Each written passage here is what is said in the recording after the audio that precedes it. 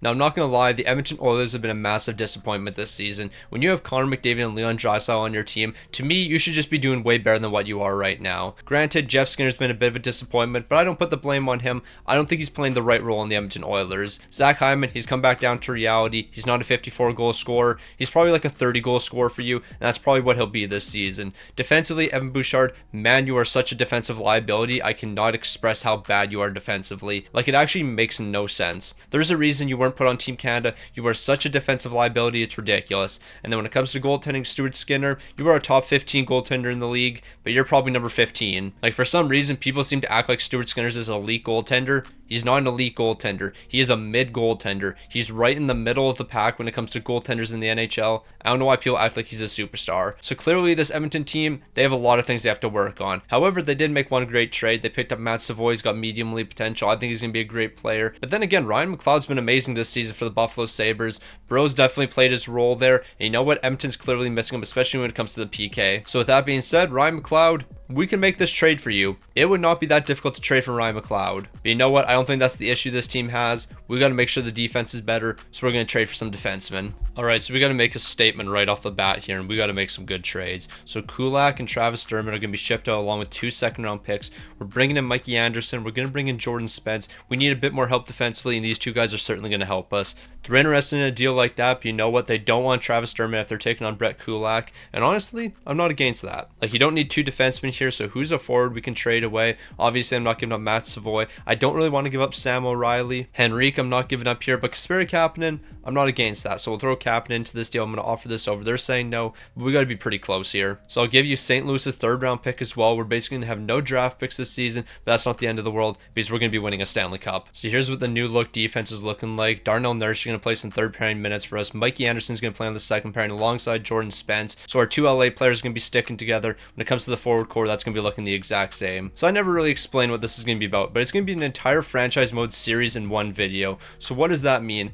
I'm going to rebuild this team till I don't feel like rebuilding them anymore. That could be 10 seasons, that could be 15. We might go 25 years here. Who really knows how long this is going to go? But I'm just going to keep on rebuilding this team until I don't feel like rebuilding them anymore. But on top of that, I want to play some games. I want to make the Edmonton Oilers the best team they could possibly be. So that means me jumping into games and helping them win Stanley Cups. So I already know how it works when we get to the postseason. If we're trailing by 3 goals, I can play the entire 3rd period. If we're trailing by 2 goals, I can only play half the 3rd period. If we're trailing by 1 goal, I can only jump into the final 5 minutes. But with all of that being said here, it's time to rebuild the Edmonton Oilers. So we're at the trade deadline. The boys are absolutely dominating, a 40-14-8 record. We're just behind the Colorado Avalanche. We're one of the best teams in the entire league. Our offense is looking amazing. That's 2nd best, only behind the Colorado Avalanche. Meanwhile, the defense looking spectacular on this team, 2.66 goals allowed per game. Do we make any trades? Like, this team's looking amazing. Maybe we upgrade the bottom 6 a little bit, and I think that's what we're going to do. But Connor McDavid, he's doing his thing. Leon Draisaitl, he's looking amazing. Zach Hyman's playing his role here.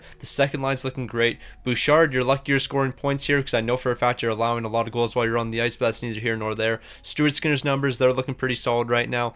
But yeah, I don't think we really do too much with this team. We got to upgrade the bottom 6 a little bit, but other than that, I don't think we're making any trades. So we're going to make one deal here, and I think it's going to be a 7th rounder over to the Columbus Blue Jackets. We're going to bring in JVR. They want a little bit more, so I'll give them our 6th round pick as well. We're going to trade the rest of our picks for this season, but JVR is going to play some bottom 6 minutes, and he's going to help us win a Stanley Cup here. That's really the only move we have to do that improves the bottom 6, and that's really all that had to be fixed on this team. So after making that trade at the deadline, the team looked incredible. 2nd in the entire league, a 56-18-8 record. We had the exact same offense as the Colorado Avalanche, but we were slightly better defensively than them, so that proves that we can compete with the best in the entire league. There is no team that Edmonton can't compete with. We're ready to go to 7 games with absolutely everyone. Connor McDavid 113 points, Leon Draisaitl 105, Zach Hyman 92, Nugent Hopkins 83, Evan Bouchard 79. We got tons of players on this team willing to step up in the big time moments, and that's exactly what they did. And then when it comes to goaltending, Stuart Skinner, you actually didn't have terrible numbers here. So as long as these numbers continue into the playoffs, we'll be in a good spot. But I'm going to need you to step it up slightly in the playoffs. I need you to be better than you were in the regular season. And honestly, I'm not really too sure if you can do that. So you're going to have to prove it to me. We have the Winnipeg Jets in the 1st round here. It's not going to be easy. Winnipeg's been looking like a dominant force. But you know what? This is NHL 25 and things are different. Now, I'm not going to lie. I don't have the most faith in the Edmonton Oilers. I honestly wouldn't be surprised if we somehow screwed it up here and lost 3 straight games. We dropped game number 1, we dropped game number 2. We're going to stop the simulation right there. We're not falling to a 3-0 deficit. We're not doing that. I had faith in this team winning one of the first 2 games, and so far we haven't been able to do that, so I might have to jump into game 3 here. We're not losing game number 3. 3. We got to win this one. It's going to be no goals in the first period, no goals in the second period. All right, boys, you got to wake up. And of course, we're not waking up. Stuart Skinner's going to be allowing a goal in the third period. Ain't no way. But I want to give a shout to Evander Kane. He's going to be picking up a massive goal. I got to take that back because we're allowing a shorthanded goal. What is this team doing? We're about to hit the 5-minute mark. It's time for me to jump into this game. I'm picking up one goal for us. The CPU has let us down time and time again so far. Not anymore. I'm jumping into this one. No, like seriously, we were second in the entire league and now we're getting smoked in the playoffs. Stuart Skinner, I'm putting all the blame on you. Should Stuart Skinner have to handle all that blame? Absolutely not. But you know what? We got to put the blame on somebody. So McDavid, let's see you cook up here. I need you to do something spectacular. And right now, you're not looking too bad. We're going to try to send that to the net, but he just couldn't split through every defender. So Zach Hyman, let's see what you can cook up here. Honestly, you're looking not too bad. And Zach Hyman's picking up a massive goal here. We're going to be tying this game up. I don't know how Zach Hyman didn't have the puck taken away from him. Bro just casually skated through absolutely everyone. Like, literally nobody put a body on Zach Hyman.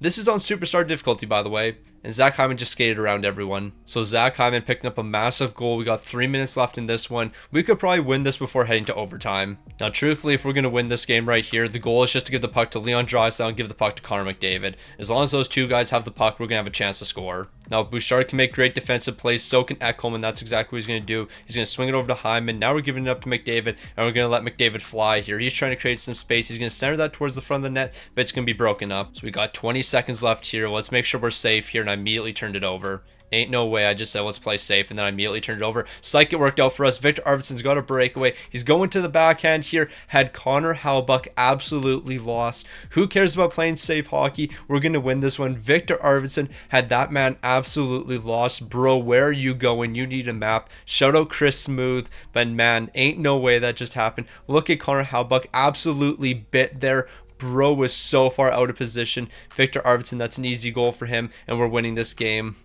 No, that's a tough look. I'm not going to lie.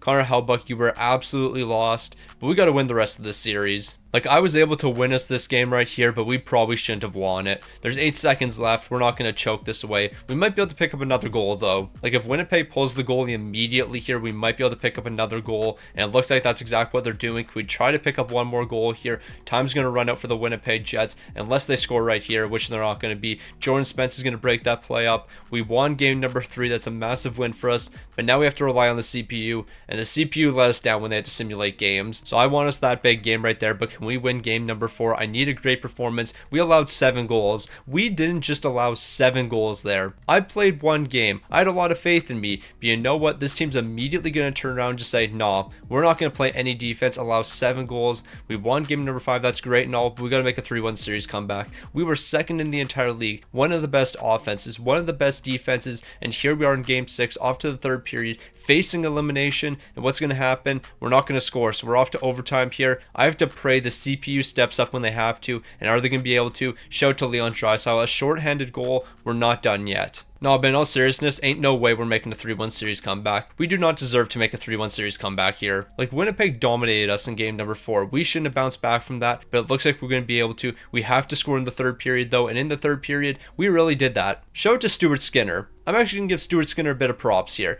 because in these final 3 games, he stepped up when he had to. A shutout here, 1 goal allowed here, 2 goals allowed here. Stuart Skinner wasn't atrocious. He held up his end of the bargain. Now, we were incredibly lucky to get out of that series. The Winnipeg Jets should have eliminated us in game 5, but they choked. They blew a 3-1 series lead. We're off to the second round, take on the Vancouver Canucks, another team that just went to 7 games. So both of these teams are going to be a little bit tired, but you know what? We got the superstars in Connor McDavid and Leon Draisaitl, and I think that's going to be the difference maker. Then again, they have Thatcher Demko. So yeah, I can't sleep on the Vancouver Canucks. Like, Thatcher Demko is no joke. That man's going to absolutely dominate when he has to, but maybe he's not going to dominate as much. Are we going to have a 3-1 series lead? No, we aren't, but if we win game number 4, we will. So I'm not afraid to jump into game number 4. I want to give our team a 3-1 series lead, so we'll see what happens in this one. Like, if we could take a commanding 3-1 series lead, that would be ideal here. We're exchanging goals in the first period. We're trailing by 1 entering the third period. I might be jumping into this one. I really want to win us this game. Zach Hyman, what an absolute king. He's going to be tying this game up. Now we're just going to see what happens moving forward. Well, I guess Quinn Hughes is going to score. Like, I literally just finished that sentence, and then Quinn Hughes scored a massive goal. Can we respond respond in the next 2 minutes here, that would be ideal, but it doesn't look like it. 5:18 left. I'm jumping into this one. I'm going to score us that goal, and I'm going to give us that 3-1 series lead. Well, I guess I have to technically score more than one goal. I have to score 2 goals here. Y'all know what I mean. I'm going to score 2 goals with the Edmonton Oilers. We'll win this game, and then we'll have a 3-1 series lead. But how are we going to score goals? We're going to pass it to Connor McDavid and let that man cook. I mean, Connor McDavid or Leon Draisaitl, I'm perfectly fine with either guy, and Leon Draisaitl's driving towards the net here. He's not going to be able to get the shot through, though, but look at McDavid. He's flying back, and he's ready to play some defense. Oh, Travis Dermott got rocked there. Bro just got knocked out. Yeah, he got sent right to the ground. Christian Fischer's going to get a great chance. I don't know how that went into the net. I don't know how Lars Eller just scored there. How did Lars Eller get the one past Stuart Skinner? Hold on, I might be ripping into Stuart Skinner here. Bro, how are you not saving the shot? Okay, we got to watch this entire play just so we know what happened. So Travis Dermott, you got to make a quick play here. You're about to get absolutely rocked by Lars Eller. You don't make a play here, and you get absolutely smoked. Like, bro got sent right to the ground. So Jeff Skinner's going to come here, and he's going to break up that play. We got ourselves a loose puck. So what's going to happen with the loose puck? We're going to get beat here. Nugent Hopkins is going to try to throw a hit, but you know what? He's just not going to be able to get control of the puck. Now, this is where something stupid happens. Sherwood's going to send it over to Christian Fischer. Christian Fischer's going to try to get a shot towards net. It's going to be blocked. Nugent Hopkins is right there, but for some reason he misses the puck. Lars Eller, where do you score this? Like, where do you actually get this past Stuart Skinner? Okay, first of all, was this animation from Stuart Skinner? This is bothering me right here. Like, bro, just play the puck. A shot's going to go towards Stuart Skinner. Bro, this hit you in the chest. How are you not keeping this out of the net? Okay, it kind of glitched, I'm not going to lie. I don't know how much blame I put on Stuart Skinner. Okay, I put a lot of blame on Stuart Skinner. Bro kicked the puck into his own net. Stuart Skinner, the puck is literally on your pad. You open your pad up, which is actually not a bad play here, because at least you have the puck just fall to the ground, then you can cover it up. But psych, I'm going to kick it right into the net. Bro, you just kicked the puck into your own net. What are you doing? Am I going to take any blame for potentially some subpar defense? Absolutely not. Nope, that was all Stuart Skinner for kicking it into his own net. Bro, what are you cooking up? I had faith in Stuart Skinner to make a save. That was clearly my first problem. Never trust Stuart Skinner to make a save. Alright, we got 48 seconds left and we had a man offside. Yeah, it's a tough look. Bouchard would have had a great opportunity. 48 seconds. This game's all over. So this game's all over. Stuart Skinner, look at that big save. Let's just play the puck. I want this game to be over. We're dropping this one 4-2. Stuart Skinner, you got to make a save for me. Now, with Stuart Skinner being unable to make a save, just a basic save, we're off to Game 5 elimination. We're exchanging goals in the first period. In the second, McDavid's picking up pick up a hat trick in this one, McDavid. I mean, it's not going to be McDavid picking up a hat trick, but you know what? Jeff Skinner is going to pick up one. We're not down and out yet. We're going to make another 3-1 series comeback here, and we're going to move on to the conference finals. I mean, respectfully, there should be no way that we make this comeback. We shouldn't be making back-to-back 3-1 series comebacks, but it is still possible. We're trailing by 1 goal entering the third period, and in the third period, we're picking up 2 goals. Pedersen picked up a goal with 5 minutes left, though, so we have to score the next goal here. Who's going to step up in overtime? Connor McDavid. Ain't no way we haven't been eliminated yet. I'm so dumb. I am so dumb. If I won this game, then we would have had a 3-1 series lead. Not we would be down 3-1 in the series. I am so incredibly dumb. I am an idiot. I'm just a straight idiot. I completely forgot that I was playing that game so we would have a 3-1 series lead, not be eliminated. We would be trailing 3-1 in this series. I'm so stupid. I'm a very stupid person, but it doesn't matter. We're in the conference finals. We're taking on the Dallas Stars. I was so confused when we won that game, how we eliminated the Vancouver Canucks. But yeah, we're absolutely dominating Dallas right now, and we're going to make it to the Stanley Cup Final. We just have to win one more game here, and that's exactly what we're doing. So yeah, we're not down and out yet. I am just very dumb. So stick on the ice might have been a massive idiot, but that's neither here nor there because now we're in the Stanley Cup Final, taking on the Tampa Bay Lightning. We are 4 games away from winning a Stanley Cup. I need the boys to step up when it matters most. I need some of the greatest hockey we have ever seen, and I need them to show up right now. Stuart Skinner, I've ripped on you a ton in this video, but you know what? You've actually been amazing as a goaltender for us. You've been amazing in between the pipes, and we're about to sweep the Tampa Bay Lightning. Okay, this seems a bit rigged. I'm not gonna lie. This just doesn't feel right. The Edmonton Oilers Stanley Cup champions, we really did that. But something about this just doesn't feel right. I don't know what it is, but us winning the Stanley Cup this season just doesn't feel right. We're winning in year number 1 with Edmonton. Show to the Nuge. Nugent Hopkins, 24 points, 11 goals, 13 assists. Bro was him. Victor Arvidsson, 21 points. Jeff Skinner. It was the second line that led the way for us. The questionable second line led the way for us. Ain't no way that just happened. Show to goaltending too. Stuart Skinner posted a 930 and a 228. So the amount of ripping I did on this man to start the video, and then he proceeds to post a 930 230 and a 228 in our first season. Now we are going to simulate up to the draft here, but we really don't have to spend any time at the draft. The Calgary Flames are getting the first overall pick from the Devils, so shout out to the New Jersey Devils, being one of the worst teams in the entire league. But yeah, we're not going to spend any time at the draft here. We don't have any picks. Like, we literally don't have a single pick to work with. Now, there's a couple guys that need extensions, one of them being Evan Bouchard. Now, what's Bouchard going to be looking for here? $12.2 million. There is not a chance Bouchard is getting $12.2 million. So I'm going to qualify him as an RFA, and he's going to be traded away. Should have I gave Bouchard a deal earlier? Probably, but ain't no way this man's asking for $12.2 million. He's absolutely bugging. Jeff Skinner, he wants $7.1 million. I don't like that deal just because he's 31 years old. JVR, I mean, I'm not going to sign you either. Like, you're 36 years old. What'd you do for us, actually? I never really looked at your numbers. In the regular season, you were great. What'd you do in the postseason? You were also really solid in the postseason, so that was a great pickup for us. Travis Dermott's going to walk here. Corey Perry's going to walk. Connor Brown's going to walk. Derek Ryan's going to walk. Yeah, 90% of these guys are walking. Now, obviously, we're not going to mess around here. Connor McDavid, you're getting an extension immediately. Why would you not play on the Edmonton Oilers? We're not going to allow that to happen. So we're going to be looking at probably $14 million for the next 6 seasons. And then, of course, you're getting a no movement clause. But if I'm giving you a no movement, maybe we can do a little bit less here. How about $13.5 million? Actually, we'll do $13.7 million. This is a pretty fair deal for Connor McDavid. $13.7 for the next 6, a full no movement. McDavid's an untouchable piece on this team, so of course he's going to stick around. Matthias Ekholm, I think we're going to trade you away. I'm going to be completely honest. You're 35 years old. Your trade value is still relatively high. Evander Kane's going to be the same with you. There's going to be a lot of small changes happening to this team. Stuart Skinner, I'm on the verge of doing a deal with you. Like 4.5 for one season honestly wouldn't be that bad. But if I'm signing a goaltender, I kind of want to do long term. Okay, in no world would the Dallas Stars ever be interested in a deal like this. But you know what, Jake Ottinger, your trade value should be significantly higher than what it is. Like, I mean significantly higher. So yeah, Jake Ottinger's joined the team. Wyatt Johnston's going to join the team. We're going to start with this package right here. Of course, we're going to have to add a bit more.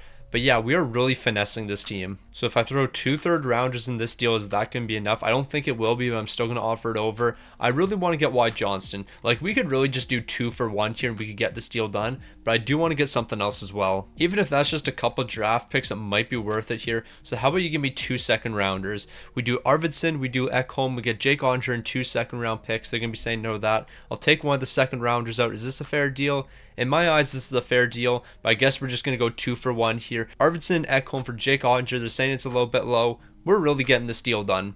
Like, we're really about to pull this deal off with a 7th round pick. Y'all got finessed so incredibly bad, it's ridiculous. Okay, I'm not going to lie to y'all. I have absolutely no clue what I am cooking up here. But I am cooking up something. Evander Kane, you can be the main piece in this deal. I'm going to send you over to the Philadelphia Flyers. We're going to get Jamie Drysdale. Now, with Jamie Drysdale, he's going to be the Evan Bouchard replacement. Now, I don't know how else we're going to get this deal done because we really don't have too much to work with here. I mean, we do have a handful of draft picks. I'll throw a second rounder in this deal. There's no way this package is going to be enough, but I'm still going to offer it. They're saying no. What if I give you a 3rd rounder? Now, I didn't want to add a 1st round pick into this deal, but you know what? We're going to do it. So it's going to be Evander Kane, a 1st rounder. We're bringing in Jamie Drysdale. They're saying we're a little bit off. What if I give you a 3rd rounder? Is that going to be the difference maker? I know they're saying we're quite far off in trade value, but I really don't think we're that far off. So if we do 2 third rounders, is that going to be enough? They're saying we're a little bit off now. We're going to get this deal done. So here's a 7th rounder, and Jamie Drysdale is going to join the team here. Now we're going to go over to Montreal, and we're going to make a deal that doesn't really make a lot of sense, but it does make a lot of sense. All right, so Evan Bouchard, you're not a part of this team's future anymore. We have Jamie Drysdale,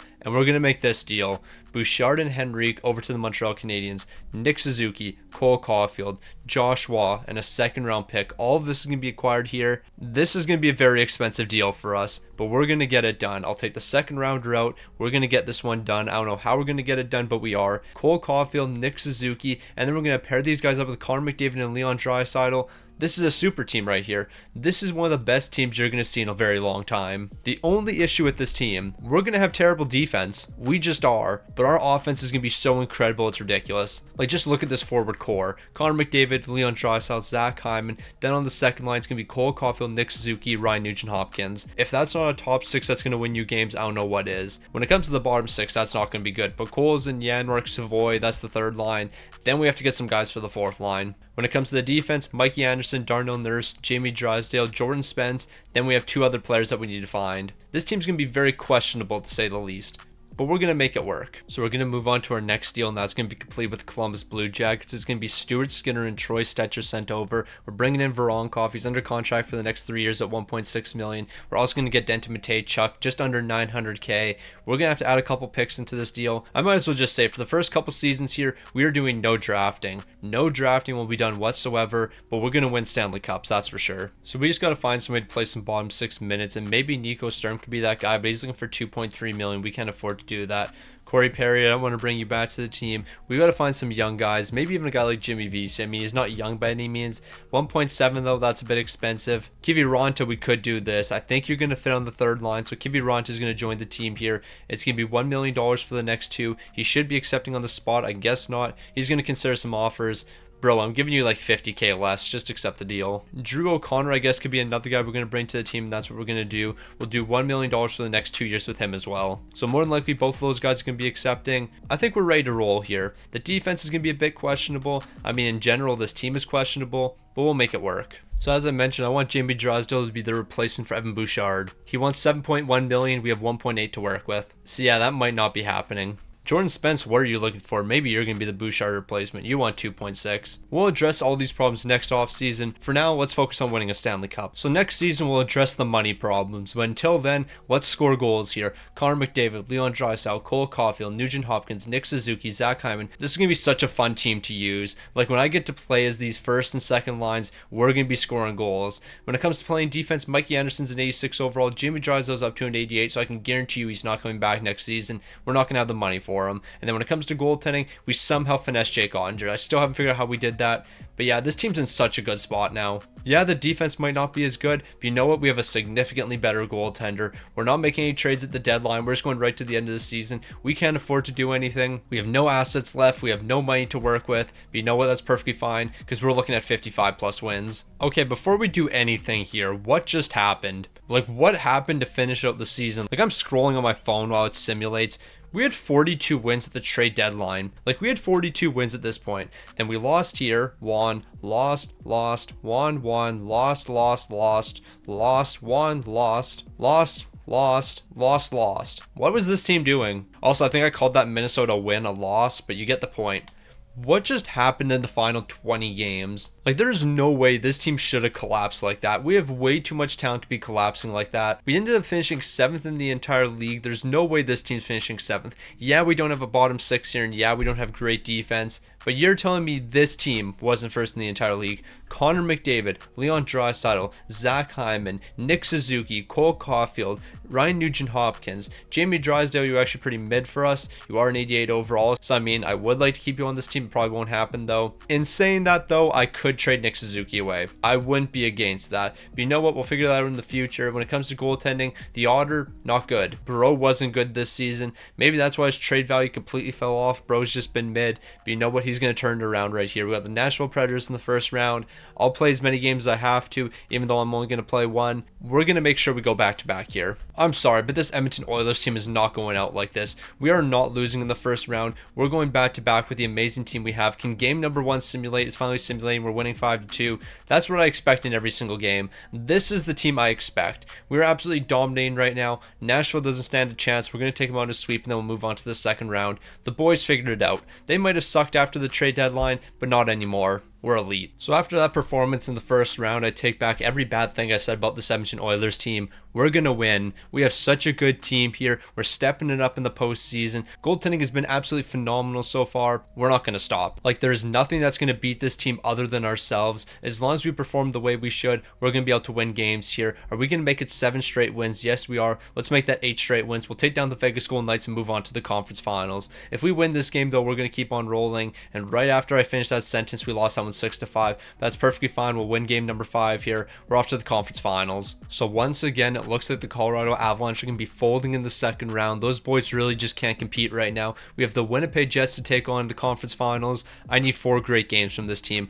4 great games from the Edmonton Oilers, and that will send us back to the Stanley Cup Final. I need 4 wins out of you, 4 fantastic games to give us 4 wins here. I haven't had to jump into any games yet, but I might be jumping into this one right here. Last time I tried to give our team a 3-1 series lead, it didn't work out, but you know what? This is a different team right here. We're going to be able to score goals. We're going to be exchanging goals in the first period. Each team's going to be picking up 2. Moving into the second period, Zach Hyman's lighting the lamp here. You know what? I'm going to trust the process here. I'm going to trust the boys, and clearly that was the right decision. Matthias Janmark, he's going to be giving us that 3-1 series lead. So with the 3-1 series lead, we should be able to close out in game number 5 here. I have faith in the boys. 8-1 in game number 5. Yeah, we're going to win a Stanley Cup here. There's going to be no team in the NHL that's going to be able to stop us. Our offense is just too good right now. But on top of the offense being too good, the defense is too good. Like, we got to be number 1 in offense and number 1 in defense at this point. Like, we have been absolutely unstoppable. Also, how could we be down 3-1 in this series when we've only played 3 games? I meant to say 3-0. But yeah, I'm not cooking right now. But that doesn't matter because the boys are going to bounce back right here. 2 goals in the first period. Seshnikov's going to be picking up 1 in the second, though. We can fall to a 3-1 deficit, so I might be jumping into this one. Unfortunately, Shane Gostisbehere is going to be picking up a massive third period goal. We have 10 minutes left in this one. Actually, we got 12 minutes left. Lots of time for us to score, and that's exactly what McDavid's going to be doing. So we've reached the 5-minute point. I'm going to let it simulate a bit longer. Ideally, we win this one without having to head to overtime, and we're not going to be able to, so I'm going to jump into this game right here. We're off to overtime. I'm going to score this OT winner. I'm going to even up the series. That was a big hit from Zach Hyman. Now it's going to spring Mikey Anderson, but he's going to wait for some players to catch up. He's going to slow up the pace a little bit here. I don't know how we didn't get that, but Seshnikov's got a breakaway, but not for long. Look at McDavid absolutely flying in. McDavid's breaking out that play. Now we're going to feed him. McDavid, it's time for you to turn on the Jets here. You're going to get past the defense, driving towards the net. He's going to drop it back. We had somebody wide open. I believe that was Leon Draisaitl. He would have been wide open. No, we just got sold there. So here we go. Drew O'Connor's got a bit of a break here. He's going to go to the backhand. He got hooked a little bit there. I think it should have been a penalty. But Colson, he's going to try to go short side on Kochetkov. Kochetkov's going to be right there. Okay, here we go. We need the boys to step up when it matters here. We need somebody to win a face-off. We're not going to be able to. But Kiviranta is going to keep the puck in the zone here. I was going to try to center that over to him, but we couldn't get the pass across.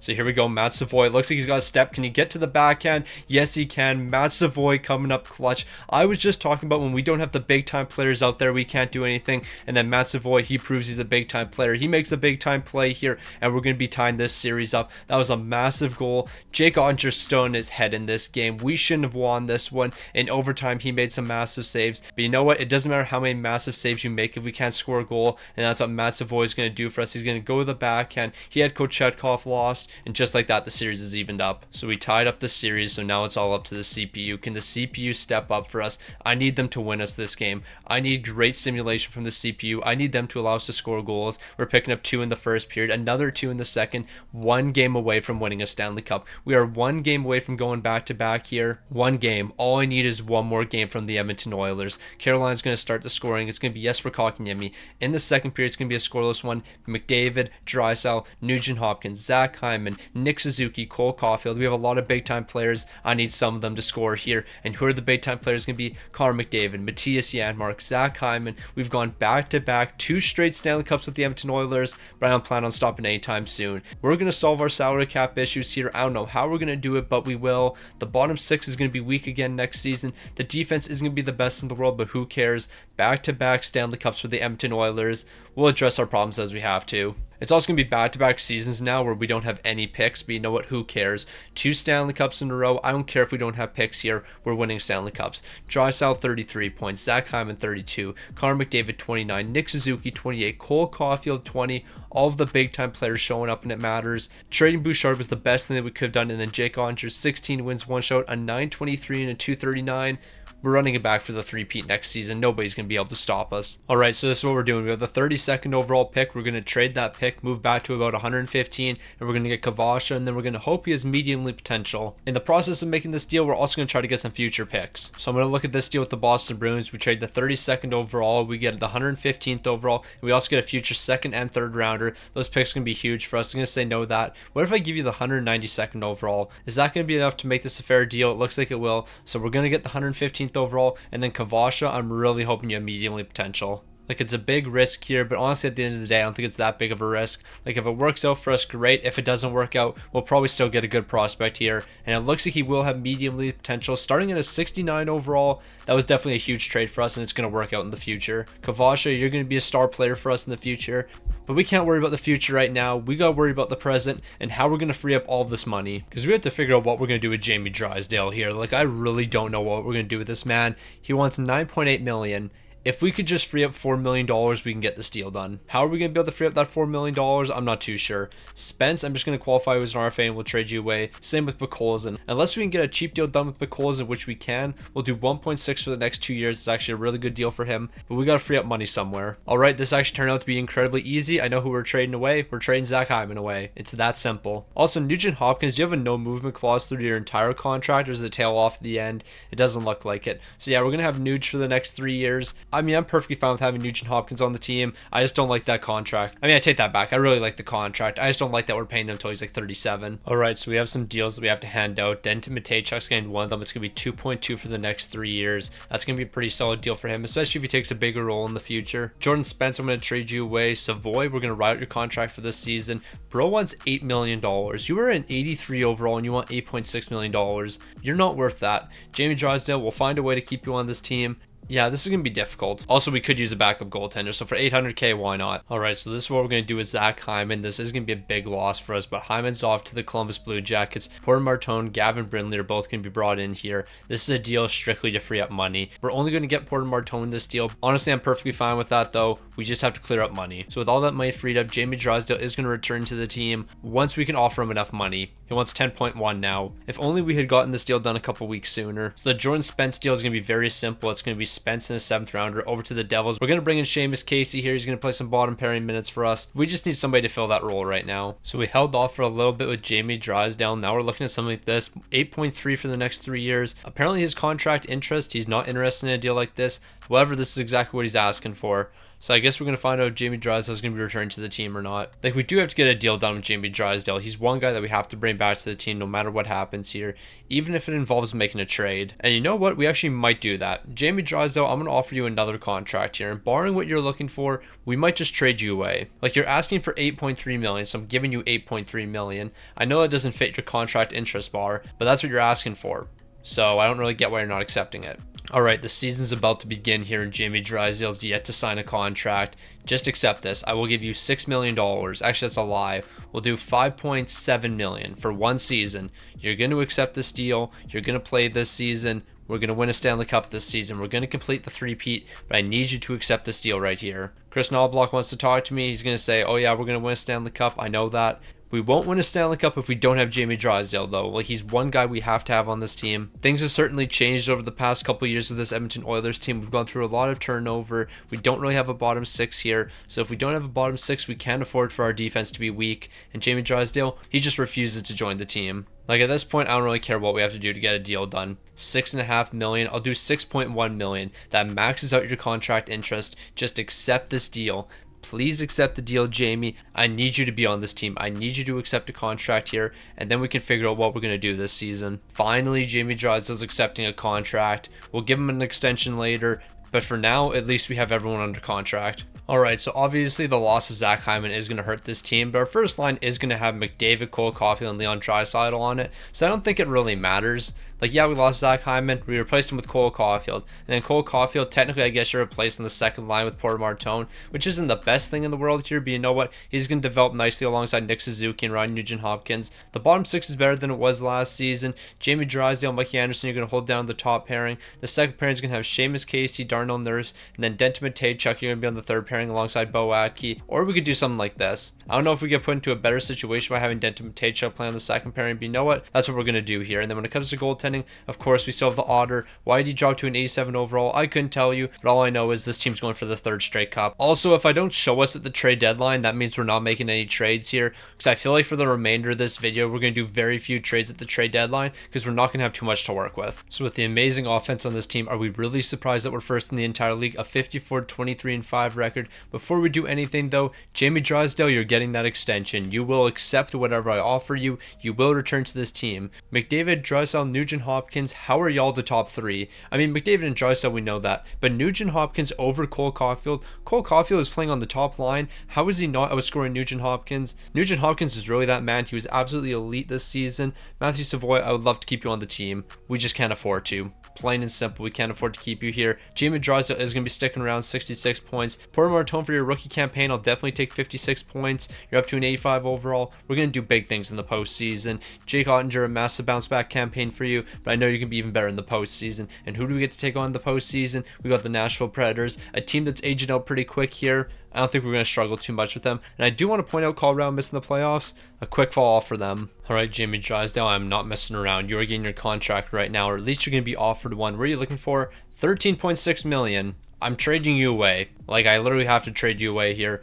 I'm really hoping we can get Brock Faber next season. Like, I'm going to be low-key praying for an absolute miracle to happen, and for some reason, Minnesota is going to want to move Brock Faber. I doubt it's going to happen, but I need to bring Brock Faber to this team. At least he'll be locked down for the near future. Jamie Drysdale, on the other hand, we can't keep this guy locked down. He just won't accept a deal here. Meanwhile, we're about to get bounced in the first round. We got to win game number 4. We can't afford to drop this game. Edmonton, we have to win this one. We're allowing a goal in the first period. We're not responding in the second. What are we doing here? We're better than this. So we're reaching the 10-minute mark. We're yet to score a goal. We just had a power play, but we couldn't capitalize on it. Phil Forsberg's going to be scoring. We got to score 2 goals in the next 10 minutes. I know we're able to do that. We've done it in less time before. So we have under 10 minutes to score 2 goals, but with the amount of talent we have here, I don't think it's going to be too difficult. So we got 4 minutes left. Nashville's got the puck in the offensive zone here. I'm trying to read a pass here. I can't read one. It looks like they're going to take it out of the offensive zone. That's a big mistake there. Y'all had the full pressure meter maxed out, but it might work out for them because they're kind of cooking. I take that back. We're putting the pressure on. We just got to intercept a pass here, and they're going to get a nice one right across here.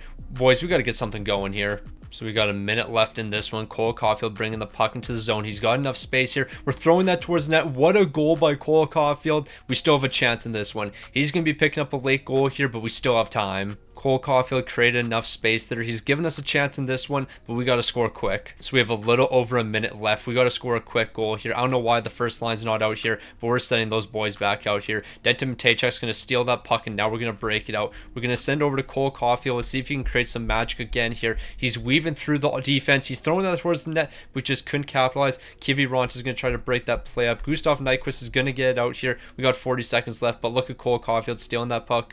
Kiviranta, why are you out here? I put the first line out here, but Kiviranta staying out here, it doesn't make any sense. He's trying to create some magic here, but it's not working. I set the lines. I want McDavid out in a situation like this, and it's not sending McDavid out here. What's going on? Why is McDavid not on the ice, and why is Voronkov on the ice? No disrespect to Voronkov, but I want McDavid out there. I really don't know what happened there. I sent the first line out 3 different times, and it sent out Voronkov on 3 of them. Like, did something stupid happen, and is Voronkov like my number 1 center or something? That shouldn't be the case. No, it's McDavid, Draisaitl, Cole Caulfield. Why are we sending out Voronkov? Bro's not even a centerman. Like, he took the first faceoff when I jumped into the third period. At the halfway point, Voronkov was taking faceoffs.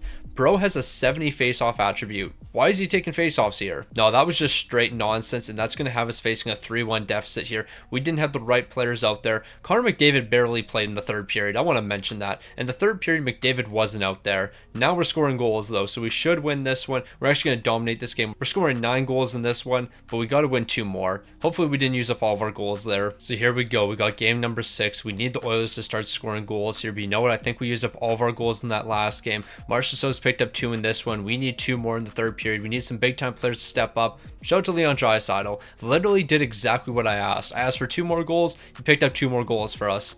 Ain't no way we're scoring goals all of a sudden. Like, in the first 4 games of this series, this team was struggling to score. Now we've completely picked it up. Every single time I lose a game, the team immediately picks up all the slack after that. We're exchanging goals in the first period. In the second, we're exchanging goals yet again. It's going to be the defense exchanging goals, Matejchuk and Roman Josi. In the third period, give me a Cole Caulfield goal and give me a McDavid goal. That's what I'm asking for. I was half right there. Shout out to Picolzin, though. So we're going to make the 3-1 series comeback, and we're going for our 3-peat still. Nah, this shouldn't be happening. Now, you know what? I'm not even mad about it, and we're just going to keep on simulating here. If we're going to be winning games, I'm going to allow this team to keep on winning games. We're dropping game number 1, but we're going to win game 2. We're winning game 3 as well. Watch us complete a 3-peat here after making a 3-1 series comeback. We're going to do it again, aren't we? Now, I feel like I should jump into game number 5, but you know what? I'm going to trust the boys here. I think we're going to show up in game number 5 when it matters most. That's exactly what we're doing. Do I jump into game 6 or do I simulate game 6? I'm just going to simulate game 6. I trust the team right now. Shouldn't have trusted the team. Okay, I don't know what it is right now. This game is so delayed. I don't think it's NHL 25's fault. I think it's my fault right now. But for some reason, this is incredibly delayed. It's not the actual gameplay. Like, the gameplay isn't delayed whatsoever. It's the simulation.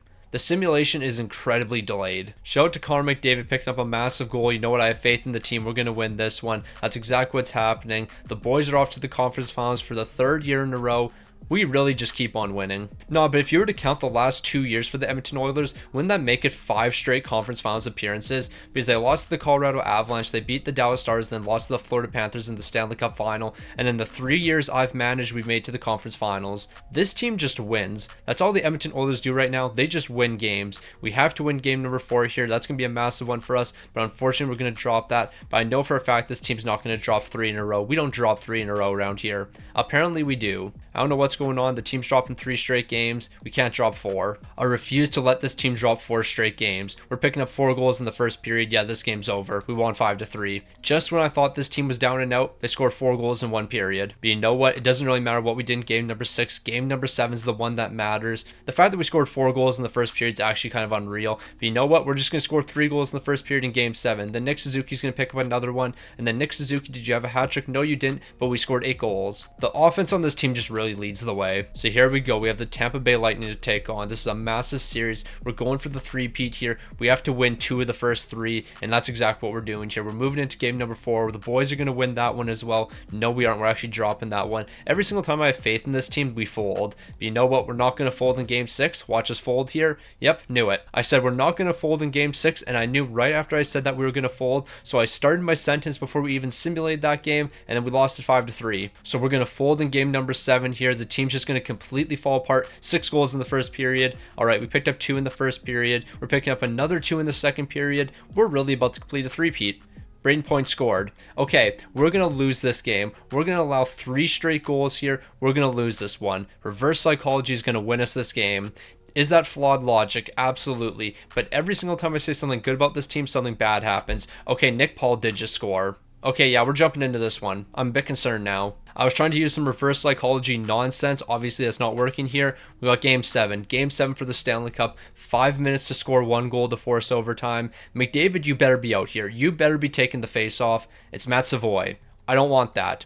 Nope. McDavid, get out there. Why are you not taking the face off? So let's get McDavid out there. Let's get the top defensive line out there. Why is Bo Aki out here? What are we doing? No, we're freezing this puck. We're getting the stars out here.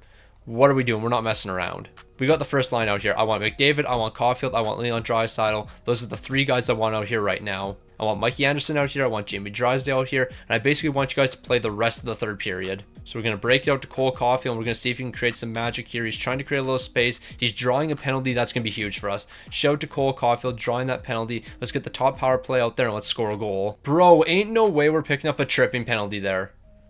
What is going on? No, that was nonsense right there. That was one of the worst power plays I've ever seen in my life.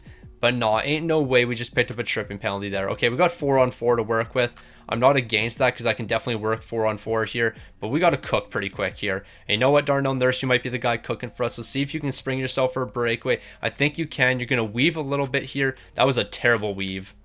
Bro did not cook there whatsoever. So there we go. Nick Suzuki's out of the box. He's bringing the puck into the offensive end here. He's going to send over. We're looking for a rebound. Matthias Janmark got stoned on the doorstep. He had a wide open net, but Vasilevsky's saying no. How did he not score that? We have one last chance here. McDavid has to win the faceoff though. If McDavid wins the faceoff, we have a chance here. Give the puck to McDavid. He's going for a skate. McDavid, turn on the absolute jets here. Let's see what you can cook up. Going to the backhand. He tried to tuck his short side, but he just couldn't score in time. We lost the Stanley Cup. McDavid, I gave you one opportunity. I mean, I didn't really give you that much time. I gave you 9 seconds to skate the entire length of the ice and go short side. Now, if Stuart Skinner was in between the pipes, you know darn well that would have went to the back of the net. That move right there would have scored on Stuart Skinner. Bro would have, for some reason, probably went post to post there. But nope, we had Andre Vasilevsky in between the pipes. He's going to make the right move. And you know what? He made a big save there. But yeah, I can't get over that trip. Like, I'm not even mad at the fact they called this a trip. Like, this can't be more crystal clear for a trip. Bro just completely took his skates out. That's a trip, plain and simple. But I'm just mad at the fact that Mikey Anderson had an opportunity to poke the puck away right here, and I'm just absolutely spamming poke check here. And that's probably why I picked up the tripping penalty. But bro, you have an opportunity right here. You had an opportunity there. You had multiple opportunities to poke that away. You could have poked it right there. You could have poked it right there. But instead, no, I'm just taking his skates out. Like, that's not the play. That's not the play in the slightest. We're just going to completely ignore the fact that I was controlling those players that picked up the tripping penalties. Nope, definitely not user error. It is 100% the CPU. 1000% the CPU. Not me controlling them. Definitely the CPU. Yep, stick on the ice is once again not going to take any blame. I mean, the Otter had a goals against above 3. I mean, that's not going to win you a Stanley Cup here. Last season, you were significantly better, but we are going to see things changing heading into next season. We're going to make a couple trades here. Jamie Drysdale is going to be leaving the team. We got to get better defensively. Okay, I have an amazing plan here. Jamie Drysdale, I'm going to trade you over to the LA Kings. I did not realize how much value you have. This is going to make this deal so incredibly easy then. Brandt Clarke, you're going to join the team here. $7.2 million for the next 6 seasons. Not the greatest deal in the world, but you know what? It could be worse. We're also going to get the first overall pick in this deal. I really want the first overall pick. I don't even care if we get a little bit finessed here. How about you give me the 36th overall as well? I'm going to offer this package over. They're saying no. I'll take the second round route. Can we get this deal done? They're saying no. I'll trade you our first round pick. We actually don't have a first round pick. I'll give you the 46th overall though. I'm just really curious to see if it's possible for us to get this deal done, and we actually have to get it done pretty fast. So I'll offer all of these picks right here. Please say yes. They're saying no. Okay, what do we have to offer here? We got to stop messing around here. Brandt Clarke, you are going to be coming to the team here, but what else do I have to give up? I could give up this defenseman, but I don't really want to do that. Who else is available? Seamus Casey, I could throw you into this deal. Sam O'Reilly, you have to be thrown into this deal. I'm sorry, but we have to do this. They're saying no to that. I'll give you the rest of our picks. Actually, that's a lie. I'll give you a first round pick for next season. Hopefully this package right here is going to be enough. They're saying no. Please get this deal done with me. Like, we have to get this deal done. I'm going to send this over. They're saying no.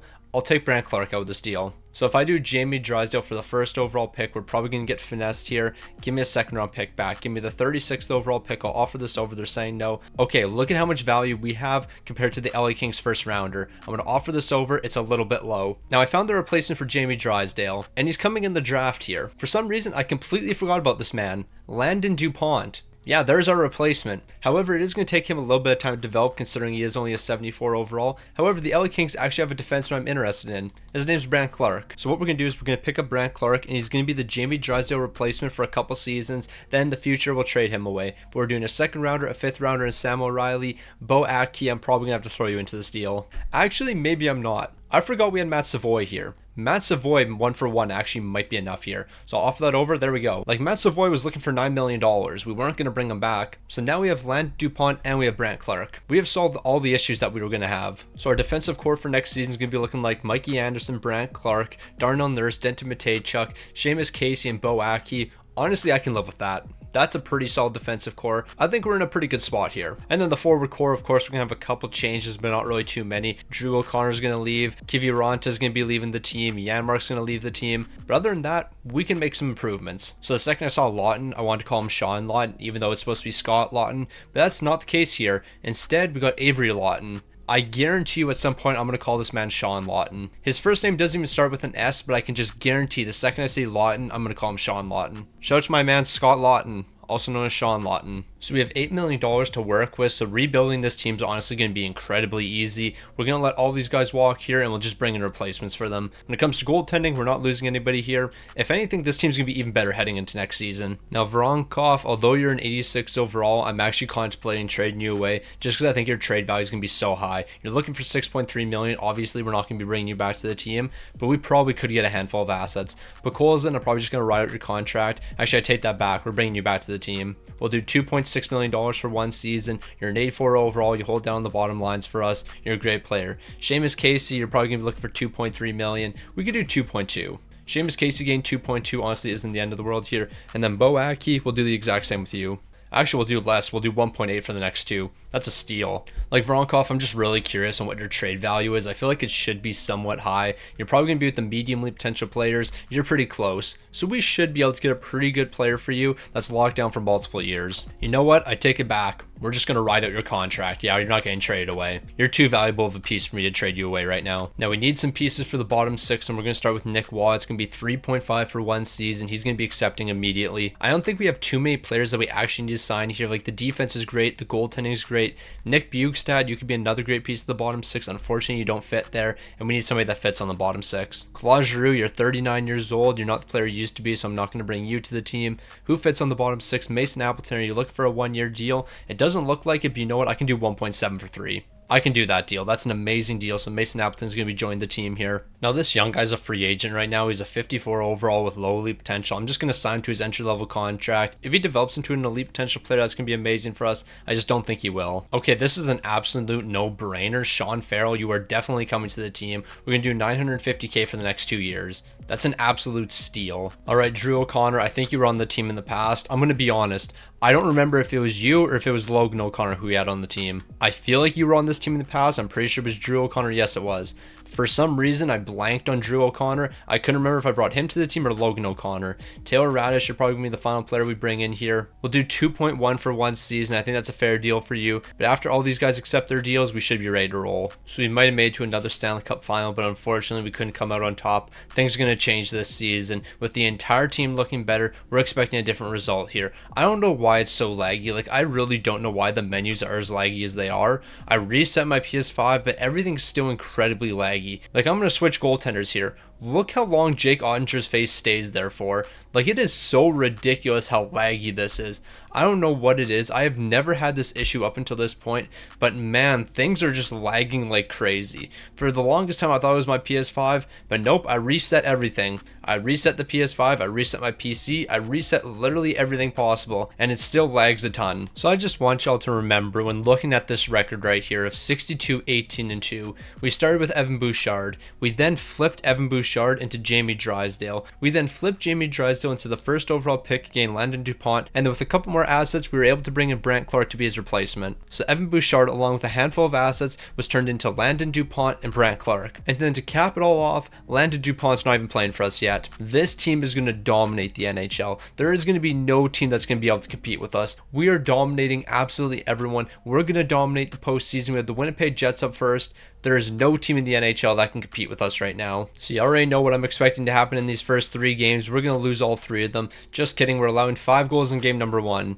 Not the greatest sign in the world. We're allowing 4 in game number 2, but we're only allowing 2 in game number 3. We could take a 3-1 series lead here, and I'm going to trust the CPU to do so. And you know what? It turns out that was the right decision. How often does stick on the ice make the right decision? Not very often, but it looks like we did it this time. We're off to the second round of a 5-game series. So we took down the Winnipeg Jets. You know what? The team's not looking too bad, but we're not looking too good. The Edmonton Oilers should be looking better than this in the postseason. I think we'll eventually figure it out, though. I feel like I'm being too easy with the Edmonton Oilers, though. I feel like I just got to tell this team to completely smarten up here and stop losing games. We're going to win game number 1. We're moving into game 2. We're winning that one, but we're going to drop game number 3 6-5. We're going to simulate game number 4 here, and if it goes into overtime, I'll play overtime for us. If it doesn't go into overtime, more than likely I'm not going to jump into this game. It's tied 1-1. What's going to happen here in the third period? We're off to overtime. I said if this game went to overtime, I would play it. And you know what? We're jumping into this one. It's actually wild how that worked out. Like before the game even started, I said if this one goes to overtime, I'll jump into it. And this game went to overtime. So yeah, that worked out for us. Okay, I got to smarten up. I've been playing really terrible defense, but it might work out for us. Can we get this pass across? That was a perfect saucer pass. No, but real talk, that was an absolutely magnificent saucer pass. You can't get a better saucer pass than that. But you know what? It looks like Nuge has got the puck again. Let this man go to work. He's trying to go short side. We're going to center that towards the net. They have one man down after a massive Nuge hit, and we weren't able to capitalize on that.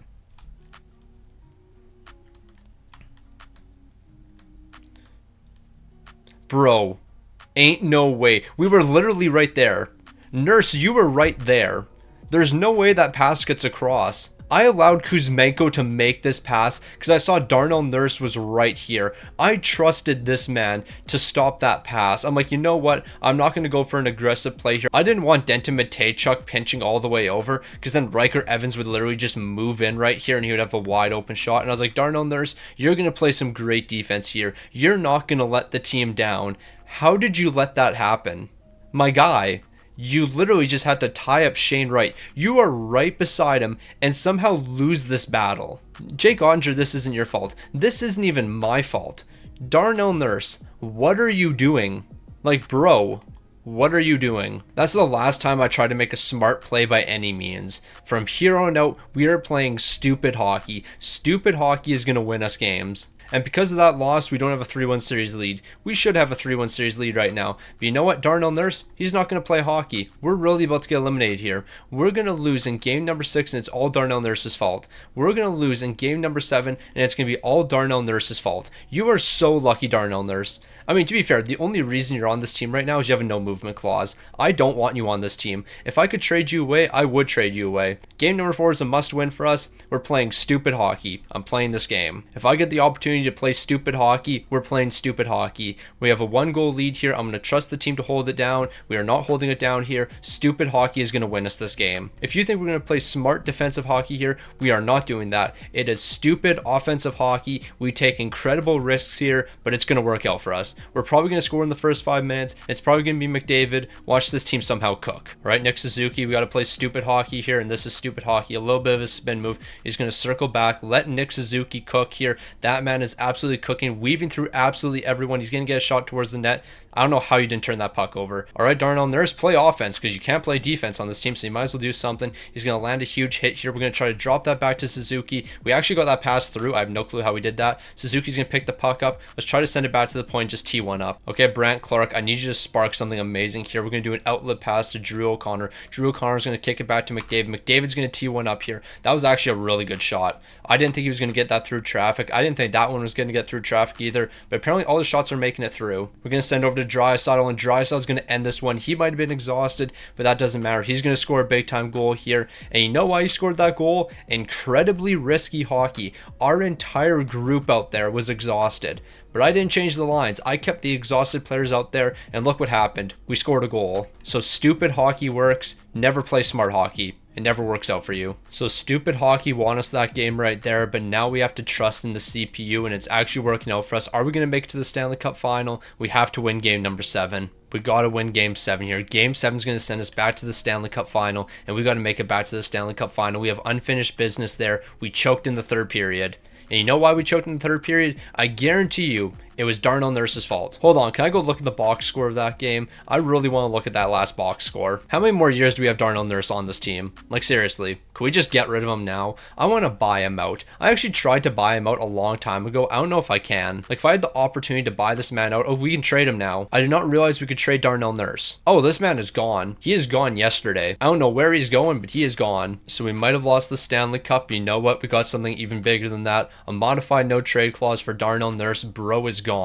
Like, he is just out the door already. The order wasn't even that bad, but you know what? I will never forgive Darnell Nurse for that one play. He could have easily stopped that pass over to Shane Wright, but he just said, nah, here you go, Shane Wright. Take the shot. I believe in you. He believes in the other team more than he believes in us. Yeah, bro is out the door. He's gone. Okay, this is very possible. Kevin Korchinski, you haven't done that great while you've been on the Chicago Blackhawks. So if I give you guys Darnell Nurse, are you interested in this deal? Obviously, they're going to be saying no here, but how far off are we actually? Like, I feel like we have to be somewhat close in a deal like this, so what else do you want? Sam O'Reilly, I could trade you away. I guess I could trade a guy like Bo Aki, but I don't really want to do that. Sam O'Reilly, I'm going to throw you in this deal, and is this going to be enough for Kevin Korchinski? They want a 7th round pick. So not only are we freeing up a bunch of money here, but we're getting a significantly better defenseman. I mean, Kevin Korchinski, obviously not known for his defensive prowess. I'm going to be honest, it's not like he's a superstar defenseman, but he's young. He's an 86 overall. He still has time for growth here. He's also on a really cheap contract, so Kevin Korchinski, I believe in you. Like, you have 89 defensive awareness, 89 offensive. I feel like you'll be a good enough player for us. We also free up like $5 million, and that's the other reason I did that. So we're not going to get too much in the draft here. We are going to get one lowly potential player with the 126th overall pick, but up until this point, the draft really hasn't been that great for us. Like, we're about to go incredibly off the board here. Okay, maybe not. I didn't realize there was a gem in the draft, so we're going to draft this guy. Lowly potential, 53 overall. So I'll definitely take that. There was a guy I was going to draft who was like 200 and something, and he might have had medium league potential. It was very inaccurate scouting, so the odds were incredibly low, but hey, I'll take a gem. Now, it's really unfortunate Voronkov's going to be leaving the team here, but you know what? That's just what has to happen. Psych, we're bringing him back. Voronkov here is $3.5 million for 1 year. Welcome back to the team. Nick Waugh, I'm assuming you're going to be leaving as well. Psych, you're coming back to the team as well. We'll do 2.4. Yeah, we'll do 2.4 for 3 years. You're a really good player on the bottom 6. Kavasha, obviously you're going to get your entry-level contract up to a 77 overall. You're going to turn to a superstar. I can see it all happening. Taylor Rash is probably going to walk. Petrov, I can definitely bring you back. We'll do $950K for 2 years. And then Drew O'Connor, you might be one of the lone pieces leaving the team here. I mean, even I take that back. 1.6 for 3 years, that works for me. Maybe everyone's coming back here. Taylor Radish, what are you looking for? Like, do you want a reasonable deal? Yes, you do. Here's 1.6 for 2 years. Everyone's coming back. So there's a couple key guys that are going to need extensions. Nugent Hopkins, we're just going to ride out your contract. Unless you're going to do something like $5 million again, you want 9.2. So yeah, we're just going to ride out your contract. Porter Martone, we're going to give you a long-term deal here. You only want 3 years, but you know what? We could do something like that. How about 7.7 for the next 3? I think it's a pretty fair deal for you. Do you want 7.8? 7.8 interests you a bit more, so Porter Martone's coming back to the team. Kevin Korchinski, what can we do with you? You didn't have a great season last year, so you know what? I can do something like this. We'll do 6.7 for the next 3 with Kevin Korchinski. We're going to lock him down for 4 years. We're going to Porter Martone locked down for 4 years. This team's going to be in a pretty solid spot. So Zach Raymond's looking for $7.4 million. He's an RFA right now, but he has high elite potential. I would do $7.4 million. I would have to give up our first round pick and our third round pick. I am perfectly fine with that. If we can somehow pull off a deal like this, it would be amazing for us. Now, we already know for a fact Zach Raymond's going to be accepting the deal we offer to him. The real question is, are the Anaheim Ducks going to match it? Honestly, I wouldn't be surprised if they didn't, just because the Anaheim Ducks are stupid. Okay, so Zach Raymond has accepted the deal, but the real question is, are the Anaheim Ducks going to match it? Yeah, they are. I'm not surprised at that in the slightest. I think we all saw that coming. Okay, so Porter Martone said no to our last deal because apparently we didn't have enough cap space. But I think the reason he said no to it is because of the Zach Raymond deal. But you know what? It's going to work out because now we're getting him for 5 years at $8.1 million. So shout out to Zach Raymond because he helped us with Porter Martone. That actually worked out for us. But anyways, that's enough yap, and here's the team. It's basically the exact same as last season. The defense is looking better. Never mind, no, it is not. I thought we had better line fits here, but I got tricked by the forwards.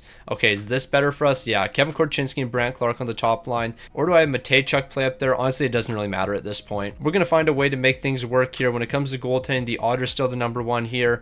We're going for 60 plus wins again. So I can't form words for what happened this season. 65, 13, and 4. Over 4 goals per game, only allowing 2.51. That's not the thing I can't form words about. It's our leading scorer.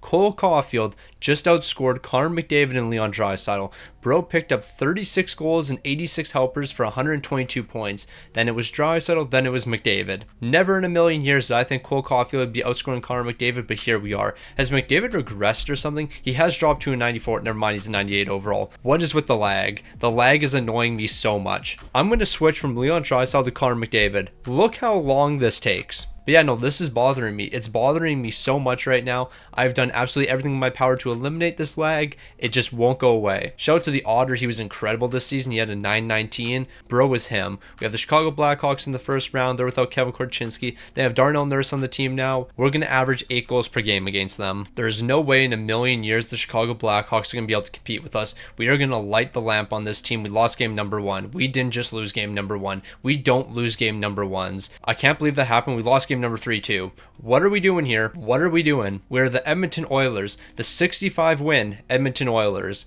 We're not losing to the Blackhawks. We're jumping into this one right here. Edmonton's picking up the first 2 goals. We have a 4-1 lead. We're going to win this one after I jump in and score a winning goal. We had a 4-1 lead only to allow 3 unanswered. Stupid hockey's going to win us this game. Let's get aggressive. So stupid hockey is going to win us this right here. We're going to send over to Leon Draisaitl. He's going to bring the puck in, and he's going to swing it around to Connor McDavid. See if McDavid can get there. It doesn't look like it. Seth Jones is going to beat him. If McDavid was able to pick up that puck, we would have been looking pretty. Okay, shout out to Jake Ottinger. We should have lost already. This game should be over. We played so poorly defensively right there, and somehow they never scored. I don't know how they never scored, but they didn't. Like, real talk, that game should be over right here. Nugent Hopkins is going to take a shot. Montalvo is going to make the save. But yeah, we should have lost.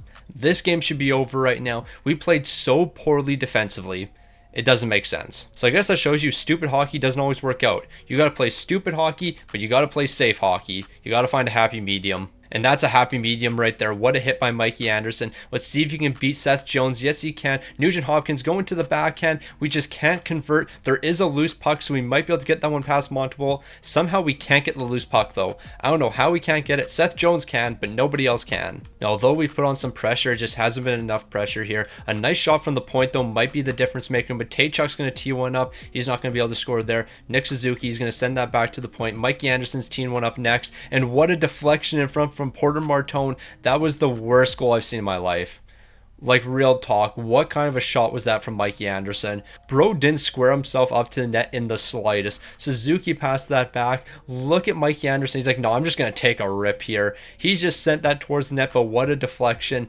But yeah, that was a greasy goal. Mikey Anderson not even really tracking this pass. What a catch, though, right there. And then he's just like, yeah, I'm going to tee that up. A quick shot towards the net. Actually, he squared that up pretty good. I'm not going to lie, he actually did a really good job squaring himself up. I didn't think he did, but Porter Martone, what a nice stick right there. That's going to be the overtime winner. But real talk, shout to the Otter, because they outplayed us there. We might have taken more shots, but yeah, Chicago took like 5 shots in a minute. Outside of that minute, though, we definitely outplayed them, but in that like first minute they had, yeah, they dominated. So we might have tied the series up here, but that doesn't mean anything. We still have to win 2 more games here. And with the way the boys have been playing, I don't have too much faith heading into game number 5 here, but we're not going to fold here. Yes, we are. We're folding. Why is this team folding? We won 65 games, and now we're folding to the Chicago Blackhawks of all teams. That can't happen. 7-1 in game number 6 is what I'm looking for. But you know what? We need to do that in game 7. Game 7 is really the only one that matters. Game 7 versus the Chicago Blackhawks. This is a must-win for us. They're picking up the first goal. They're picking up the second goal as well. Are we going to score? Yes, we are, but we need an OT winner. I need an OT winner from one of the big-time players, and I guess it is a big-time player. Except that player's not on our team. Jack Eichel's going to find the back of the net. Game 7 overtime. Jack Eichel stepping up when it matters most, and we just lost in the first round. We made it to how many straight conference finals? How many straight Stanley Cup finals? Now we're falling in the first round. So the Florida Panthers are going to win a Stanley Cup here, but never again. Never again are we going to let this happen. Build a super team like this and then lose in the first round. The scoring numbers mean absolutely nothing to me. Porter Martone, you had 3 goals and you had 1 game-winning goal, but none of it matters here. The boys folded when it mattered most. Jake Ottinger, you were amazing. A 9-11 and a 241. I can't expect more from you. The rest of the team has to step up here. And you know what? I think we will be stepping up next season because Landon Dupont's going to sign his entry-level contract. And what overall is he up to now? Well, Landon Dupont's a pretty good player. He is an 85 overall. He's going to join the team as an 85 overall. Brandt Clark, don't be surprised if you get traded away. I'm not going to lie. Because I don't think we can afford to have this many offensive defensemen on the team. Okay, now barring how fast this guy could develop, this could be a really good pick for us, getting a mediumly potential goaltender who's also a gem. He's only a 58 overall. Let's be honest, if this guy's ready in like 4 seasons, he might be taking over for Jake Ottinger. I'm not saying Jake Ottinger's bad by any means, like Jake Ottinger is an absolute superstar for us, but eventually we are going to have to replace him with a different goaltender. You didn't see that selection right there. That didn't happen. Now it looks like we will get one lowly potential player in the draft. We're getting Doughty. He's a defensive defenseman. Whether or not he turns into a superstar for us, we're yet to see. But you know what? I'm actually liking this lowly potential player a little bit better because he's going to be a gem. So Nugent Hopkins is going to leave the team here, but Landon Dupont's finally going to get his entry-level contract. He's up to an 85 overall. He might even be an 87 by the beginning of the season. Voronkov, I was about to let you walk. Not anymore. Bro's coming back to the team. Are we looking at $2.8 million for 3 years? That's absolutely absurd. Bro's an 85 overall and we're getting him for $2.3 million. Yeah, we're not going to find a better deal than that. Bukolzin, you're 1 overall lower, and where are you looking for? $2.4 million. Okay, Bukolzin's coming back as well. We'll do 2.3 for 1 season. I didn't think we were going to see amazing deals like that, but apparently we are. Sean Farrell, you know what? You might actually play for us next season. That contract's looking not too bad. And I guess we will sign this one young guy. I mean, he's not really young anymore. He's 26 years old. But yeah, $900K, that works for me. And then obviously we'll sign this rookie as well. So the only guy leaving the team is going to be Nugent Hopkins. We're not going to make any changes heading into next season. We're going to run back with the exact same team. So it's time for Nick Suzuki to sign his extension with the team. But I'm not really too sure if we're going to do this because Bro wants $13 million. I don't really want to commit $13 million to Nick Suzuki, so we might be trading him away here. Denton Matejchuk, I honestly wouldn't mind paying you, barring what you're looking for. $7.6 million, that's a little bit much for me, so maybe we won't bring you back to the team. Bo Atke, you've been a great bottom 6 piece for us, but now you're looking to get paid top dollar, and I'm not going to do that. Mason Appleton, Taylor Radish, we're just going to ride out your contracts, but we're going to make a couple trades here. Oh, well, this will definitely work out for us. Nick Suzuki has a ridiculous amount of trade value. That works. Alright, so we're going to try a deal like this. Nick Suzuki over to the San Jose Sharks. Will Smith, Donnelly, Quentin Musty, and Sam Dickinson, all of these acquired for Nick Suzuki. We probably could have gotten a first round pick there, but you know what? We got 4 amazing players for 1 Nick Suzuki. So that's definitely working out for us. But the real question is, who's going to actually sign a reasonable deal here? Donnelly, what are you going to be looking for? Hopefully it's somewhat cheap. You want 6.2 million, so I'm just going to flip you somewhere else. Quentin Musty, can we get a cheap deal done with you? You're looking for $3 million. That works for me. So we'll do 2.9 million for the next 2 seasons. Quentin Musty, that's going to be a great deal for you. Denton Matejchuk's going to be leaving the team next season. But you know what? That's perfectly fine because Sam Dickinson will take his role. All right, so Donnelly, I'm going to send you over to the Calgary Flames. We're going to get O'Sullivan, and then O'Sullivan, I'm going to give you another year in the juniors to develop. Not only is that going to help the contract situation on this team, but eventually when you do join the team, you're going to be in a way better position. You're going to be a much higher overall. You'll probably be at 85 overall by the time you join the team. That's going to be great for us in the future. All right, so what we're going to do this season is I'm going to move Cole Caulfield down to the second line. Nothing against Cole Caulfield. He's been looking fantastic for us. However, I think we need a bit more scoring here, and I don't think running 2 power forwards alongside a playmaker is probably the best decision in the world. I think Quentin Musty's a power forward. Yes, he is. So yeah, we want a sniper down here, so that's what we're going to be doing. The bottom 6 is looking amazing. Look at this elite defense. Landon DuPont, you're him, plain and simple. And I just realized Sam Dickinson isn't even in the lineup here. Yeah, Sam Dickinson has to be in the lineup for us. We're not having Bro sit on the bench. So this is what the defense is going to be looking like. Wow, this is absolutely amazing. I can't believe Sam Dickinson wasn't in the lineup there for a second. Jake Ottinger, 90 overall. We're looking at 70 wins. We're going for 70 wins this season. I don't see why we can't win 70 games. 0 weaknesses on this team. Now, it might not be a 70-win season, but I'll definitely take a 64-14-4 record with the best offense and best defense in the entire league. Nothing I can complain about there. Leon Draisaitl leading the way, 136 points here, 63 goals. Look at Connor McDavid also picking up 61 goals, 133 points from him. Cole Caulfield moving him down to the second line was definitely the right decision. He's picked up 115. Poor Martone, expecting a little bit more since you're on that top line, but I'll take 82 points here. You were looking pretty solid. Then when it comes to goaltending, of course, the Otters going to be spectacular. We all saw that coming. 58 wins, 5 shutouts, a 9-12 and a 259. We haven't won a Stanley Cup in the past couple years, but you know what? That's about to change right now. We have the Blackhawks in the first round. No more excuses. No more failures. We got to step up when it matters. So in moments like this, the big time players got to step up and make some big time plays. How are we losing game number 1? We just won 64 games and you're telling me we're going to lose game number 1 here. Yeah, it's not how it works. We don't lose game number 1. That just shouldn't happen. We are way too talented of a team, but you know what? It's perfectly fine. This game is so laggy. I don't know what happened in the last roster update or the last update this game had, but this game is now so incredibly laggy with the menus, and it's actually ridiculous.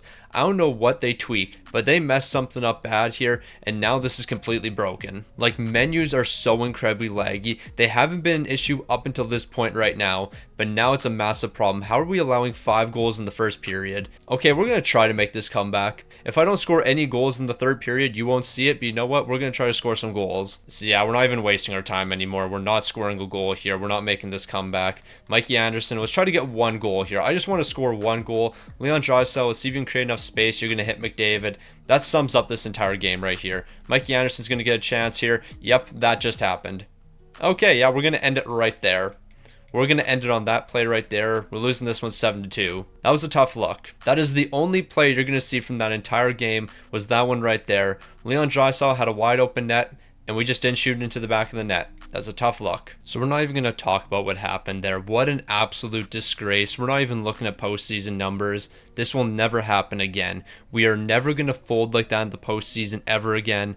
I will never forgive this team for that. Like, I'm not going to forgive us for winning 64 games and then completely folding in the postseason. And then in Game 7, the most important game, we're going to be allowing 5 goals in the first period. It's unacceptable. Now, this pick in the first round might not seem like too much here. Just a 64 overall with medium top 4 potential, but he was a gem, so that's always a great sign when you get a gem. But you know what? Who cares about that defenseman we drafted? Medium elite potential playmaker here with the 124th overall. You'll love to see it. We also did get a low elite potential playmaker, but you know what? No one really cares about that man right there. We care about the medium elite potential playmaker we got, not the low elite potential one. Also, we have one more pick in the draft here. Let's go incredibly off the board and hope this guy's medium elite potential. Medium 7th D, and he's an enforcer. What a massive waste of time there. So Denton Matejchuk, we're going to qualify you as an RFA and you're going to be traded away. Bo Atke, you're going to be qualified as an RFA and traded away. Colson, we're probably not going to keep you on this team because you're going to be looking for too much. 3.3 million. I just don't want to do that for you. Mason Appleton's going to walk. Radish is going to walk. Petrov's more than likely going to walk here unless he accepts something really reasonable, which he is. We'll do 975k for 2 years. That's a great deal. You can play some bottom 6 minutes for us. We'll be all right. And then, of course, we'll sign these rookies like usual. So, like usual, there's lots of guys that need extensions. Cole Caulfield being one of them. We could trade Cole Caulfield and get a lot for him, and that's what we're going to do because I'm not going to give him $17 million. Mikey Anderson, we're probably going to do the same thing here. Nick Wall, we'll probably do the same thing with him. Yeah, if you're on an expiring deal right now, you're just being traded. Seamus Casey, I completely forgot you were on this team. I'm going to be completely honest. Did not realize you were still here. All right, so this is what we're going to do with Cole Caulfield, and this might be the biggest finesse of all time I'm doing to the St. Louis Blues. We're getting Hagman, 88 overall sniper, so he's basically going to take Cole Caulfield's role. And they're actually pretty close in overall. Hagman's an 88 overall, Cole Caulfield's a 94 overall, but at least our man's going to have low franchise potential, so he should continue to develop. We're going to get a medium league potential player, but on top of all that, 3 first-round picks in this deal. Okay, maybe not 3 first-rounders, but we're definitely going to be getting 2 first-rounders. All right, so we're moving on to our next deal with the San Jose Sharks. You're getting Denton Matejchuk, and you're going to get Nick Wall. In exchange for this deal, you're giving me Peterson. He was just drafted 2nd overall. He's going to be a great prospect in the future for us, but not this season because he's going to develop 1 more year in juniors. I'll give you a 2nd-round pick as well, and hopefully that's going to be enough to say no. Do you want my 1st-round pick? I'll give you my 1st-round pick. I'm perfectly fine with doing a deal like this. I'm going to send this package over. Y'all are really saying no to this? This is more than enough. So if I give you a 2nd-round pick as well, this is the most I'm willing to do though. Yeah, we're not getting this deal done. I'm not doing that. So how about we do something like this with Mikey Anderson gets thrown into the deal, and so is Nick Wall. I think this might be enough, and I guess it will be. Should just start with that package. Before we head into next season, we could pick up a couple more players. Hernandez would be a great one for us. He's got lowly potential, under contract for the next 2 years, and he's already an 83 overall, so he can be a good bottom 6 player for us. We're going to do one more trade here, and that's going to be giving up Denton Matejchuk's RFA rights. We're sending him over to Montreal. Connolly and Maxwell are both going to be acquired. 2 young prospects. They'll develop for us and they'll be able to jump to the lineup in a couple years, but until then they're just going to be developing. I'll throw a 7th-round pick into this deal, and that should be enough. Maybe 2 7th-rounders. So here we go, 2 7th-round picks, sending this over to Montreal. They're going to be accepting, and now we're going to make a couple free agent signings. Now we could do a high risk high reward deal here. You know what, that's what we're going to try. Kavasha, I'm going to give you a massive deal here. We're going to lock you down for the next 8 seasons, maybe not an 8-year deal depending on what you're looking for here, but if we did 8.3 million for the next 8 years, you seem pretty interested in that. What if we did 7 years? We'll do 3.3 for the next 7 years. Kavash is going to stick around here. Now we just have to give him a big role, and we have to allow him to develop. So we made some big changes over the offseason, but I think this team's still in a great spot here. The bottom 6 might be looking a little bit weaker, but you know what? We have some young guys developing in juniors. Once they're 100% and ready to roll here, this team's going to be looking incredible. The defense is spectacular. Goaltending is immaculate. We're going to win a bunch of games in the regular season. Winning in the postseason, we got to turn things around here. No more folding. I say this season in and season out, but for some reason we don't learn our lesson. Stop losing in the first round. It's ridiculous. So Edmonton's going to finish 1st in the entire league once again, but as we know, the regular season means absolutely nothing here. And why is that? Well, we were 1st in the entire league last season, but then we got bounced in 7 games because this team choked in the most important games. Draisaitl's 35 at this point. Connor McDavid's 34. McDavid's dropped to 97 overall. Draisaitl's a 95 now. These 2 guys don't have too much time left, but you know what? As long as they're on this team, we're going to be able to compete. The rest of the team is looking amazing, like Landon Dupont, 65 points. He's going to be a hefty contract next season. Bro's going to be looking for an absolute bag. I don't know if we're going to be able to afford him, but we'll make some money for him. Jake Onger, 46 wins, 4 shots, a 908 and a 267. How many more years do you have left with the team? You're under contract for the next 2 after this one, so you know what? That should be 2 more Stanley Cups after we pick up this one right here.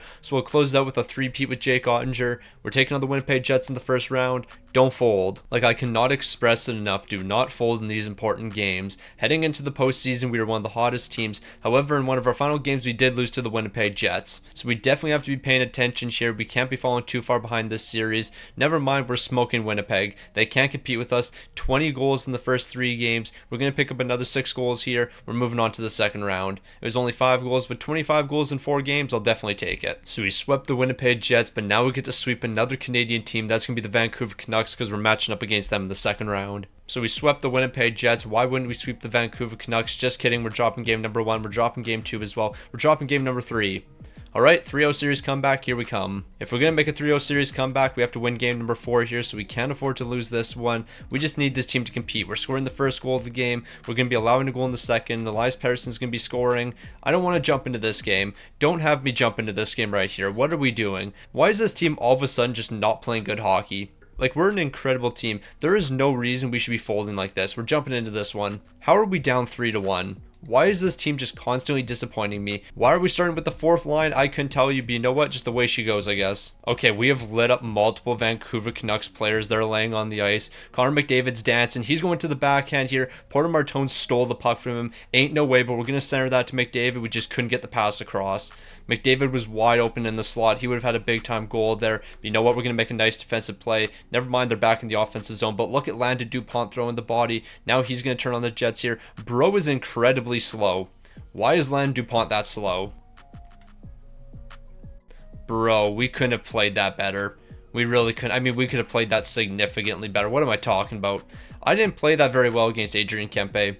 Not in the slightest. But you know what? When we got that first poke check off, I thought we'd be okay. Yeah, that just didn't work out for us. No, that was just really unfortunate. Vancouver had themselves a decent breakout. We intercepted that pass, but then Brandt Clark got stuck. He wasn't moving his feet. He's going to get blown by. He had a nice poke check here, and he did break up the play a little bit. But in reality, he didn't break it up at all. Jake Ottinger, you were just in a tough spot there. Nothing you can really do. All right, we got 30 seconds left. At least score one goal here. Sean Farrell's going to send it over. Voronkov's going to center it. Hernandez can't bury that one. And why can't he bury it? Because Thatcher Demko's making a huge save. At this point, I just want us to get one goal here. Can we break it out to somebody? No, we can't. Yeah, this game's over. Hernandez T1 up from all the way back here. We lost this game. We got swept. We're not talking about it. After starting the video by making it to 3 straight Stanley Cups or 4 straight Stanley Cups, we were really good.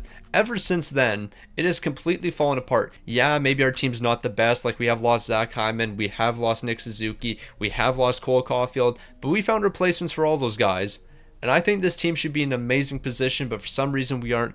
But don't worry, we got 2 young rookies jumping into the lineup next season. We're going to find a way to get some success here because, yeah, it's been far too long since we've seen any. I don't know if it's necessarily the offense here. I don't know if it's the defense. I don't know what fell apart. Okay, it wasn't the offense. The offense was really good for us. Was it the goaltending? Yes, it was. The otter folded. Jake Ottinger, when I had to rely on you, you didn't perform when it mattered most, and that's going to be hurting us too much. The Montreal Canadiens are winning the Stanley Cup here. We just got the first overall pick from the St. Louis Blues. I'll take it. That's definitely working out for us. So we're on the clock with the first overall pick we got from the St. Louis Blues, and I am so incredibly concerned with this selection right here. He's projected number 1. We're going to go with him. I don't know if he's going to have some like high top 6. I mean, we're hoping for franchise here. He has medium elite. I was very concerned with that because since he had unknown scouting, I was fully expecting us to get completely screwed. He's going to be like an 85 overall with high top 6, but you know what? An 82 overall certainly isn't bad by any means. So Bro's going to be joining the team here sitting at an 82 overall. That was a pretty good selection right there. And we still have our first round pick to work with. I doubt we're going to get 2 medium elite potential players here, but you know what? We might be. We do have Martinez here. He has inaccurate scouting, but you know what? I trust our scouts and we're going to get a great player. I should have never trusted my scouts. That was my first mistake. So I guess we're going to get more than 1 medium elite potential player because we are going to get one here in the second round with the 60th overall. We're getting a 47 overall goaltender. It's Varlamov. We've drafted enough medium elite potential goaltenders. I need something else here. So we're going to finish this draft off with one more player. It's going to be a low elite potential playmaker. I'm done with the playmakers. I'm fine with getting low elite potential players and medium elite potential players, but I don't want medium elite potential goaltenders and I don't want low elite potential playmakers. Give me something other than a playmaker. Alright, so when it comes to guys who are on expiring deals, we're looking at Sean Farrell, we're looking at Drew O'Connor, Seamus Casey.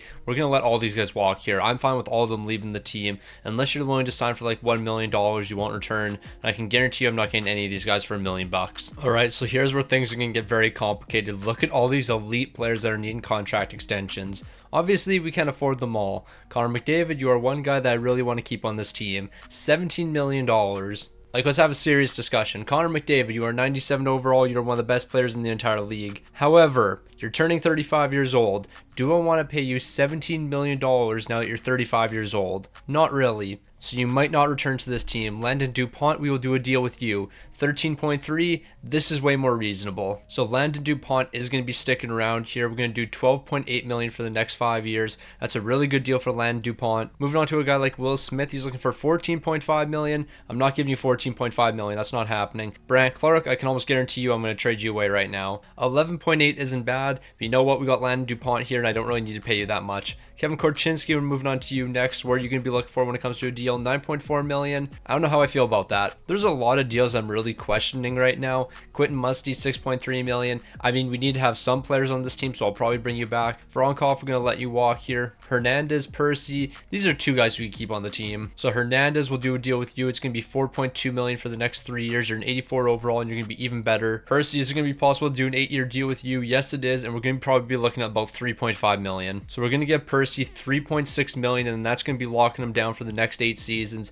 He's 21 years old. He's going to keep on getting better here. That's going to be an incredible deal for us. But when it comes to some of these other players, we got to make some moves. So Gavin McKenna, you know what? You've been on my teams a lot so far in videos, so far in NHL 25. And we're going to bring you here again. You're only 23 years old and 87 overall. McKenna and 2 second-round picks can be acquired for Brant Clark. They're going to say no to that. Well, if I take out one of those second rounds, we just do 1 second. So Gavin McKenna, welcome to the team. And he's on an incredible contract right now. All right, so we're going to continue with the moves. And next is going to be Joe Aginla, acquired from the Columbus Blue Jackets. 6.1 for the next 6 seasons. That's a contract we can work with here. Will Smith's going to be sent over along with a 7th-round pick.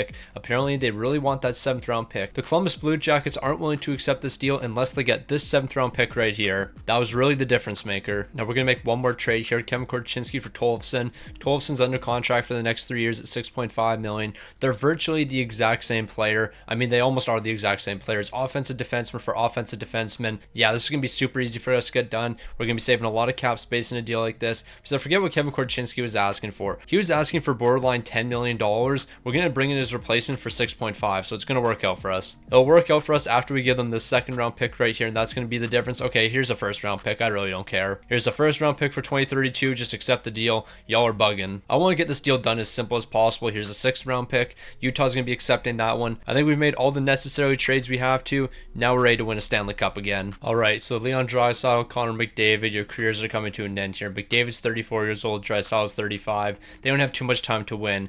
This team should be able to win, though.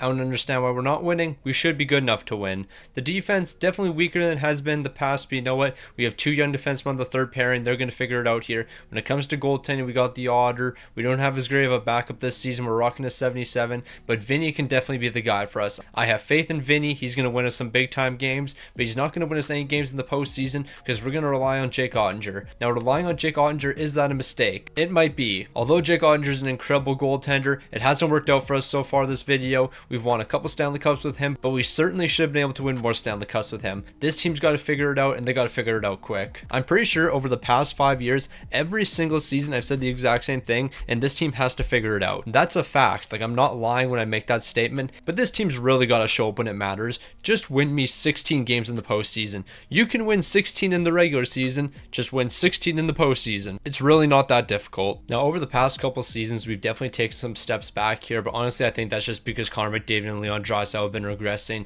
But even though those guys are regressing, they're still performing amazing. Leon Draisaitl's picking up 125 points this season. Connor McDavid's picking up 122. Porter Martone was great this season. Gavin McKenna was pretty solid as well. We do need to work on the 3rd pairing defense. I think that was definitely a weak spot for our team, and it clearly was. Doughty, Connolly, you guys clearly weren't the guys for us. You're not really the superstars I'm looking for, but then again, I can't really expect every single pairing to be full of superstars. Like, our top 2 pairings were absolutely fantastic. Even goaltending was really solid for this team. You have to have one weak point in your team, and clearly it's our 3rd pairing defense. However, when the postseason comes around, I want the 3rd pairing defense touching the ice. I only want our top 4 defensemen on the ice. We can bench our 3rd pairing for all I care. Personally, I would be perfectly fine if we only played our top 2 lines and our top 2 defensive pairings. I only want 10 players touching the ice for us. Actually, make that 11 players because obviously we need the Otter in between the pipes, but I want my 1st line and 1st pairing together, my 2nd line and 2nd pairing together. Anyone other than those 10 players and Jake Ottinger shouldn't touch the ice. By the way, we have LA in the 1st round. Probably should mention that. This team's finally winning some games here in the postseason. Never thought I would see the day. Can we win game number 4 and move on to the 2nd round? Nope. Why would we do that? Why would we win game number 4 to move on to the 2nd round? Why would our Edmonton Oilers ever do that? We're going to win in game 5, but why couldn't we just close out in game number 4? So we got the Vancouver Canucks in the 2nd round, an all-Canadian matchup. Edmonton taking on Vancouver. Win these games. I need the CPU to win some games for me. I also need to show up in the game I jump into, but we need the CPU to show up for us. Like, I can only do so much if we're down 3-0 in the series. Yeah, I can win game number 4 for us, but that doesn't matter if we're down 3-0. I could close this series out, but you know what? We're going to trust the CPU. Are we actually going to sweep a team here? No, we are not. Why am I not overly surprised at that? I'm not surprised in the slightest that we didn't win game number 4. Yeah, we're going to close out in game number 5 here, but why can't we just sweep teams out here? That's back-to-back series now. We've had a 3-0 series lead, and we've been unable to sweep them. Nashville, I swear, if you win the first 3 games and lose game number 4, I'm going to lose my mind here. You better not lose game number 4. Don't lose game number 4. It's stupid. This is so dumb. Win game number 4. We have the New Jersey Devils up next. What are the odds we win the first 3 games, then lose game number 4? Like, it's almost like it's happened before, and then happened again, then happened again. We're down 3-0 in the series. What am I yapping about? All right, it's time to make the greatest comeback of all time. Down 3-0 in the series. Edmonton, you better start scoring some goals here. It's a 1-goal game entering the 3rd period. I do not have enough confidence in this team to simulate the period. Luckily, we're going to be picking up a 2nd goal here, so now I'm confident. We're going to simulate the rest of this one. We're picking up a shutout. We still have to make a 3-0 series comeback. I mean, now we're making a 3-1 series comeback, but the point still stands. We got to win 4 straight games. So here we go, game number 5. I need the Edmonton Oilers to show up big once again here. The boys are showing out. We have a 1-0 lead entering the 3rd period. Win this game right here. If you can win this game, then I can jump into one of the other games, win them, but I need you guys to win this game right here. Don't go to overtime. We can't afford to go to overtime here. Show it to Leon Draisaitl. What an absolute king. He's picking up a goal. McDavid's picking up a goal. We got this game right here. We're winning it 3-1. Now win game number 6. If the CPU can win me game number 6, I can close out in game 7. So I need somebody to show up for us. I don't really care who it is, but somebody's got to show up here. Gavin McKenna's picking up the 1st goal. It's going to be a scoreless 2nd period. These games have been way too close. We need one guy to take charge here, and we need one guy to win us this game right here. And I guess that might be Jake Ottinger, because he has been elite. Okay, we have the longest power play imaginable, and we still can't score. What is going on here? I think that was a 5-minute power play and we couldn't find the back of the net once. Nah, you're kidding me. Now we do still have a 1-goal lead. We're entering the final 5 minutes. We just have to close it out here and then we're off to game 7. Can we make game 7? Don't allow a last-minute goal. It doesn't matter. O'Sullivan's picking up a goal for us. I think that's back-to-back shutouts now. 1 goal allowed in the past 3 games. Jake Ottinger single-handedly winning this for us. Okay, it wasn't back-to-back shutouts, but you know what? 2 shutouts in the past 3 games. It's the Jake Ottinger show right now. So it's the Jake Ottinger show right now. That's going to continue into game number 7 here. The Otter saved the day. The Otter is the reason we won this. We really made a 3-0 series comeback. Jake Ottinger allowed 3 goals in the past 4 games. That was the big difference. In the first 3 games, 5 goals here, 3 goals here, 4 goals here. He allowed 12 goals through the first 3 games. After those 3 games, 0 goals allowed, 1 goal allowed, 0 goals allowed, 2 goals allowed. 3 goals in 4 games. Jake Ottinger, you are by far the most valuable player to this team.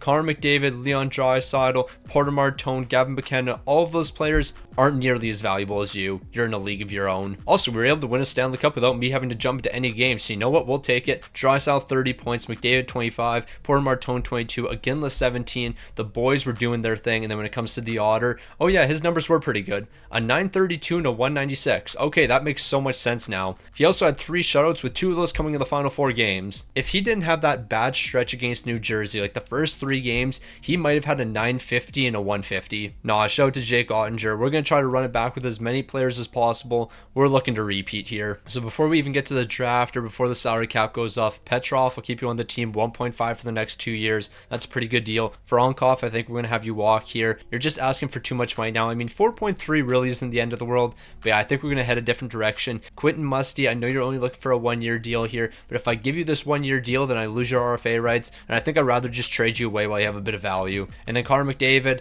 you're asking for way too much money. How much money do you actually want now? You want 18.2 million. I can't do that. I just can't give a 35-year-old 18.2 million. Also, shout out to the St. Louis Blues again for giving us the 2nd overall pick. Gave us the 1st overall last season, now they're giving us the 2nd overall. On top of winning a Stanley Cup, this team stays winning. Also, shout out to the legend in Ryan Nugent-Hopkins for finally retiring at 39 years old. He had 1,271 points. Never forget. So I think we're going to go with this defenseman right here. I'm assuming that he's going to have medium league potential. If he doesn't, I'm going to break my control controller. Yeah, he's an 81 overall, medium elite potential. We'll probably give him 1 year to develop in juniors, assuming he came from juniors. I think he did. I'm just making an assumption here. Yes, he played in the WHL. So yeah, we're going to give him 1 more year to develop, and then when he jumps onto the team, he'll probably be like an 84 overall. So since the last time we looked at Quentin Musty, he's now back to medium elite potential, and he's looking for 6.5 for the next 4 years. We can actually do that. That is a very reasonable deal for Quentin Musty. Actually, we're going to do significantly less than that, 5.8 for the next 5. Quentin Musty, welcome back to the team. Actually, was it a 5-year deal or a 4-year deal? I mean, it doesn't matter. Quentin Musty's coming back. So Leon Draisaitl's contract's coming to an end here too, and don't be surprised if we're letting him walk next season. 15.5 million isn't the end of the world, but he is going to be 37 years old. So yeah, I'm not too big of a fan of that. We also have this medium elite potential player. I'm not going to give him his entry level contract yet. We're going to give him 1 more year to develop. O'Sullivan, on the other hand, I will give you a long-term deal. What an absolute steal for O'Sullivan. 4.3 million, don't mind if I do. So O'Sullivan's going to be rejoining the team here. Even Sharp, he's a 79 overall, 22 years old. I can do 850k. I guess the real question is a guy like Jake Ottinger, 33 years old, he's an 88 overall. Do we give him an extension here? 7.8 million? I'm not against that. We'll do 7.5 million, I think. We're not going to give him a no movement clause or no trade clause or anything. 7.5 million is cheaper than what he's getting paid right now. And then once he regresses below like an 82 overall, then we'll trade him away. All right, so we're without Connor McDavid, and that's definitely going to be hurting the team a ton here. But you know what? Gavin McKenna, you can certainly fill the role here. I think the team's still looking amazing. Actually, I don't think that. I know that. Landon Dupont's up to a 97 overall. No matter what happens, this guy's got to stick around for the rest of the video, barring what he's looking for. Like if he asks for $25 million, that's not happening. But Landon Dupont, you're a critical part to this team, and as long as you ask for reasonable contracts, you will be returning. So even without Connor McDavid, we're still first in the entire league, a 57-19-6 record. But the real question is, where did McDavid go? I actually never checked to see where McDavid went. Draisaitl's going to lead the way, 91 points here. Gavin McKenna, 91. Porter Martone, 85. When it comes to goaltending, Jake Ottinger, not quite as good this season, but he still picked up 48 wins. But the real question is, where did McDavid go? Like, I completely forgot to check on where McDavid went, and we're about to find that out. I mean, obviously he signed with somebody. If he didn't get signed, that would be absolutely wild. But where is Connor McDavid? Connor McDavid went and joined the Florida Panthers. Oh, that couldn't have been more ironic. That can't be more ironic. All right, Connor McDavid's now on the Florida Panthers. The Edmonton Oilers are taking on the St. Louis Blues in the first round. Yeah, I got nothing to say about McDavid joining Florida. Okay, so we made a 3-0 series comeback in the Stanley Cup Final last season. I don't want to do that again. I don't want to be down 3-0 in the series. How about we just win right here? We have a 2-1 series lead. I wouldn't mind taking a 3-1 series lead, so we'll see what happens in Game 4. Like, although I don't want to completely smoke the St. Louis Blues here, I wouldn't mind smoking the St. Louis Blues here. Okay, yeah, we're going to absolutely dominate here. 6-1, we're winning this series. We have a 3-1 series lead. We're not turning back. So we're going to go ahead, close it out in game number 5 here, and then we're going to move on to the second round. Our cup defense is still alive. So even without Connor McDavid, we're not really going to be struggling here. We took down the St. Louis Blues pretty handedly. Now we got to move on to the LA Kings. Now, every single matchup should be pretty difficult for us because there's some great teams in the NHL. As long as we don't lose game number 3, we're going to be in a great spot, and it looks like we're going to win that one. You know what? We're going to simulate game number 4 through Simcast, because if I can jump into overtime in this game and win it for us, I'm definitely going to do that. We have a 1-0 lead entering the third period. I'm going to trust the boys here, and clearly that was the right decision. Shout out to Gavin McKenna. He's showing up in the big moments. So all we have to do here is win one more game against the LA Kings, and I know for a fact we're going to be able to do that. We're going to close out in game number 5. Psych, we're going to close out in game number 6 here. Yeah, that was a tough loss in game number 5, but you know what? The boys are going to be okay here. 8-4 in game number 6. So we won a handful of Stanley Cups, but then we went through some dark times, but the team bounced back big time. We have a chance of making our second straight Stanley Cup Final. All we have to do is beat the Colorado Avalanche. But as I mentioned, that series against the LA Kings, there really shouldn't be any easy matchups for us. Every single team's going to put up a big fight, and that's what Colorado's been doing so far. We have a 2-1 series lead, but we want to make that a 3-1 series lead. So we'll see what happens here against the Colorado Avalanche. We're picking up 2 goals in the first period. Things are looking good. We have a 3-1 lead. We're going to close out in the third period here. Now, this team really can't be stopped. But you know what? I shouldn't say that, because now that I said this team can't be stopped, don't be surprised if Colorado makes a 3-1 series comeback. They're going to dominate game number 5 here. Never mind, we're shutting them out. Okay, this team's legit. I know we won a Stanley Cup last season, and it's pretty common knowledge this team is legit, but you know what? You just never know what's going to happen. And this is a perfect example of what I mean. Who would have thought that we'd see the New Jersey Devils in the Stanley Cup Final yet again? We have a 2-1 series lead. We always win game number 4, but you know what? I want to make sure we win game number 4. If we win game number 4, we have a 3-1 series lead. We're picking up 2 goals in the first period. We're picking up another 2 in the second period. Our offense really can't be stopped stopped right now. The boys just keep on picking up goals. We have a 3-1 series lead. We're really going to go back-to-back postseasons without me having to jump into any games here. We're closing out in game number 5 with 5 goals. We're back-to-back Stanley Cup champs, and I haven't had to jump into any of these games. I'm a bit disappointed I haven't got to play any of these games, but you know what? I'll take back-to-back cups. And I'll certainly take Leon Draisaitl dominating with 21 points, 11 goals and 10 assists. Gavin McKenna did his thing on the top line. Porter Martone was pretty solid as well. And shout out to Jake Ottinger. Jake Ottinger, you might not be the goaltender you used to be, but 16 wins, 4 shots, a 929, a 202. Every single time you get to the postseason, you're stepping up, and I'm really happy we gave you that extension. Now, what an absolute steal here late in the 4th round with 128th overall, a medium league potential goaltender starting as a 61 overall. Normally, when we get these medium league potential goaltenders that are like low 50s, but I'll definitely take a 61 overall goaltender. So we are going to get one last elite potential player. This is going to be a low league potential sniper starting at a 52 overall. Beck, I have very low expectations for you. But you know what? Surpass the expectations. So we have a handful of rookies to sign, including this 88 overall who's going to finally get their entry-level contract. When it comes to goaltending, we'll sign the 70 overall who has medium league potential. He could potentially be a backup for us. He'd be a very bad backup, but he could be our backup. Now, Leon Draisaitl, are you willing to accept a 1-year deal? Yes, you are. You can actually come back to the team. Like, I could certainly do 1 year at $10 million for Leon Draisaitl. I'm not against that. So Draisaitl is going to come back to the team here. Then we're going to sign all these rookies. And then with us signing Leon Draisaitl, that's the only deal we have to do. We're going to run it back with the exact same team. We've won back-to-back Stanley Cups. Why change anything up here? So we have a handful of guys that need extensions, and we got some high overalls looking for extensions, and there's some UFAs, so that's definitely going to be tough for us. Tollefson, I really want to keep you on the team. You're a great defenseman to play alongside Landon Dupont, but I can't do $16 million. I'm not giving you $16 million. Hagman, I guess I could give you a deal. What are you looking for? $13 million, but you only want a 1-year deal. Are we just going to be signing really bad deals here? Sam Dickinson, I want to thank you.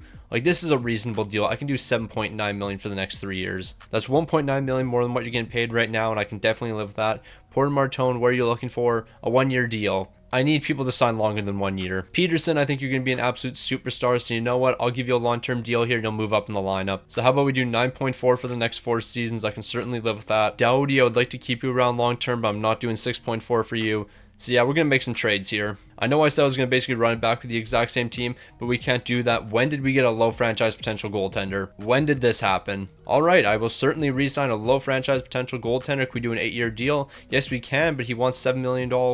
Okay, what if we do a 2-year deal at, say, $950K? $950K to keep Mark Quick around? Why not? All right, so this is what we're going to do with Porter Martone. I'm going to trade him over to Philly for Asham. He's going to be a good player for us, locked down for the next 3 years. He's an 88 overall. He'll probably be our second-line centerman or something. I actually haven't really decided here. If he plays first line minutes, honestly, that wouldn't be the end of the world, but we are going to lose Porter Martone. Certainly going to hurt the team here, but I can't afford to give him $13 million or $14 million. I don't even remember what he was looking for. All I know is he was wildin'. Okay, I don't know if it's just me, but we're 10 years into the rebuild, and defensemen aren't asking for stupid deals yet. But on top of picking up Burrow, we're also going to pick up Barrett in this deal, 6.5 for the next 4 years. These are 2 incredible deals. So yeah, I really like that. So Hagman, I don't really want to ride out your contract and have you just walk away for nothing, but you are a 90 overall. Like, if we win a Stanley Cup this season, it's definitely worth it. Carter's only an 82. I'm letting you walk. I want to win a Stanley Cup this season, and if I trade you away, we're certainly not getting any better. Alright, so this team is absolutely goated when it comes to the forward core. We have so many guys here that can score goals.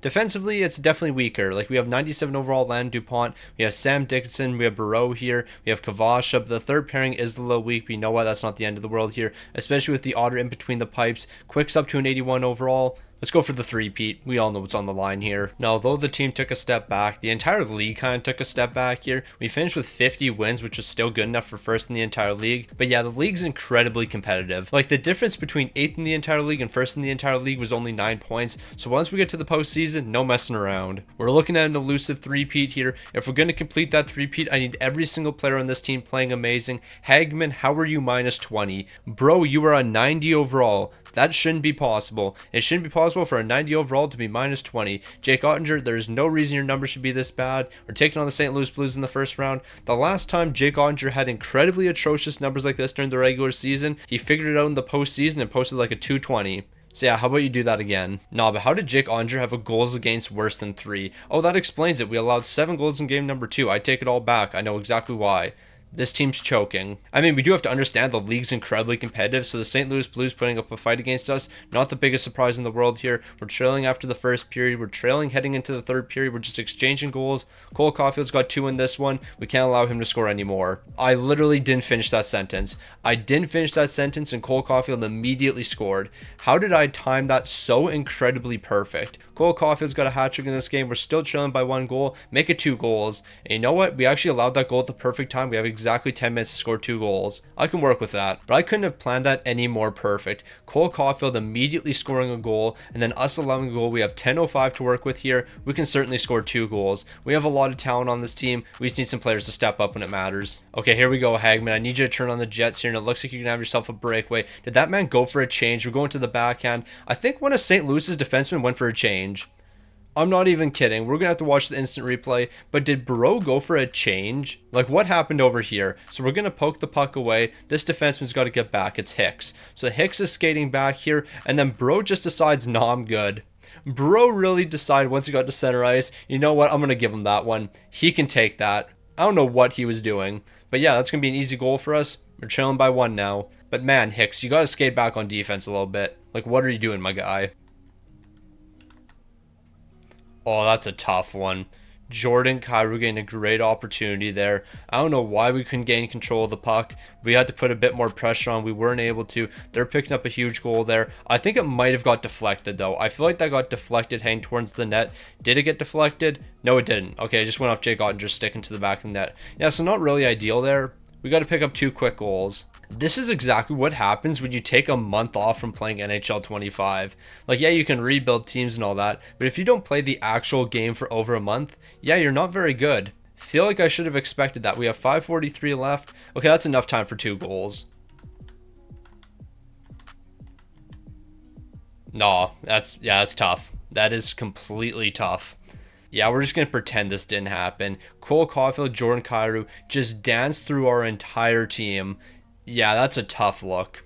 That is incredibly tough. Like, I couldn't tell you why. I thought, oh yeah, you took a month break from playing the game. Clearly, you're not going to be rusty in the slightest. We're off to overtime. I would love to jump into this one, and I wish I jumped into that one. I mean, granted, that means I would have to play good defense, but Zachary Bolduc's going to end it. We're losing in the first round here. Looking to complete a 3-peat.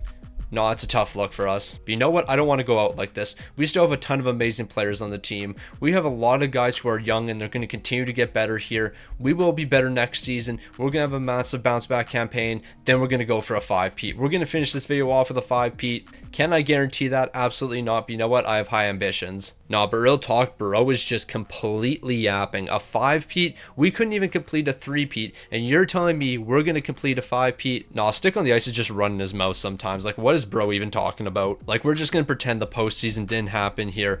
I don't know what went wrong with the team. I mean, clearly my gameplay is what went wrong with this team. Hagman, you're +2, so I mean, I guess there is one positive there. Goaltending wise, the Otter was terrible. That doesn't help us either. Like, you did allow 7 goals in game number 2. So yeah, maybe don't allow 7 goals in a postseason game. Now, of course, we're going to get another mediumly potential goaltender here, but why can't we get like a 60 overall mediumly potential goaltender? Also, why can't we get a mediumly potential player late in the draft that isn't a goaltender? Like, give me this centerman, Dennis Clark. Please have mediumly potential. That didn't work out for us, and that aged incredibly poorly. All right, we're going to pretend that didn't happen. So as we know, Leon Draisaitl's not coming back to the team. Hagman's not coming back to the team unless he's going to accept a really reasonable deal, and we just can't afford that. We will sign this rookie, though. He's an 84 overall, 20 years old. Yeah, you can definitely jump to the lineup for us. Doughty, I'm assuming you're asking for way too much money here. What do you look for? 6.7 million? I'm not doing that. You're an 81 overall. I will qualify you as an RFA, though, because I can trade you away. So the one thing that's going to make this season really simple is there's not really too many extensions that I've given out.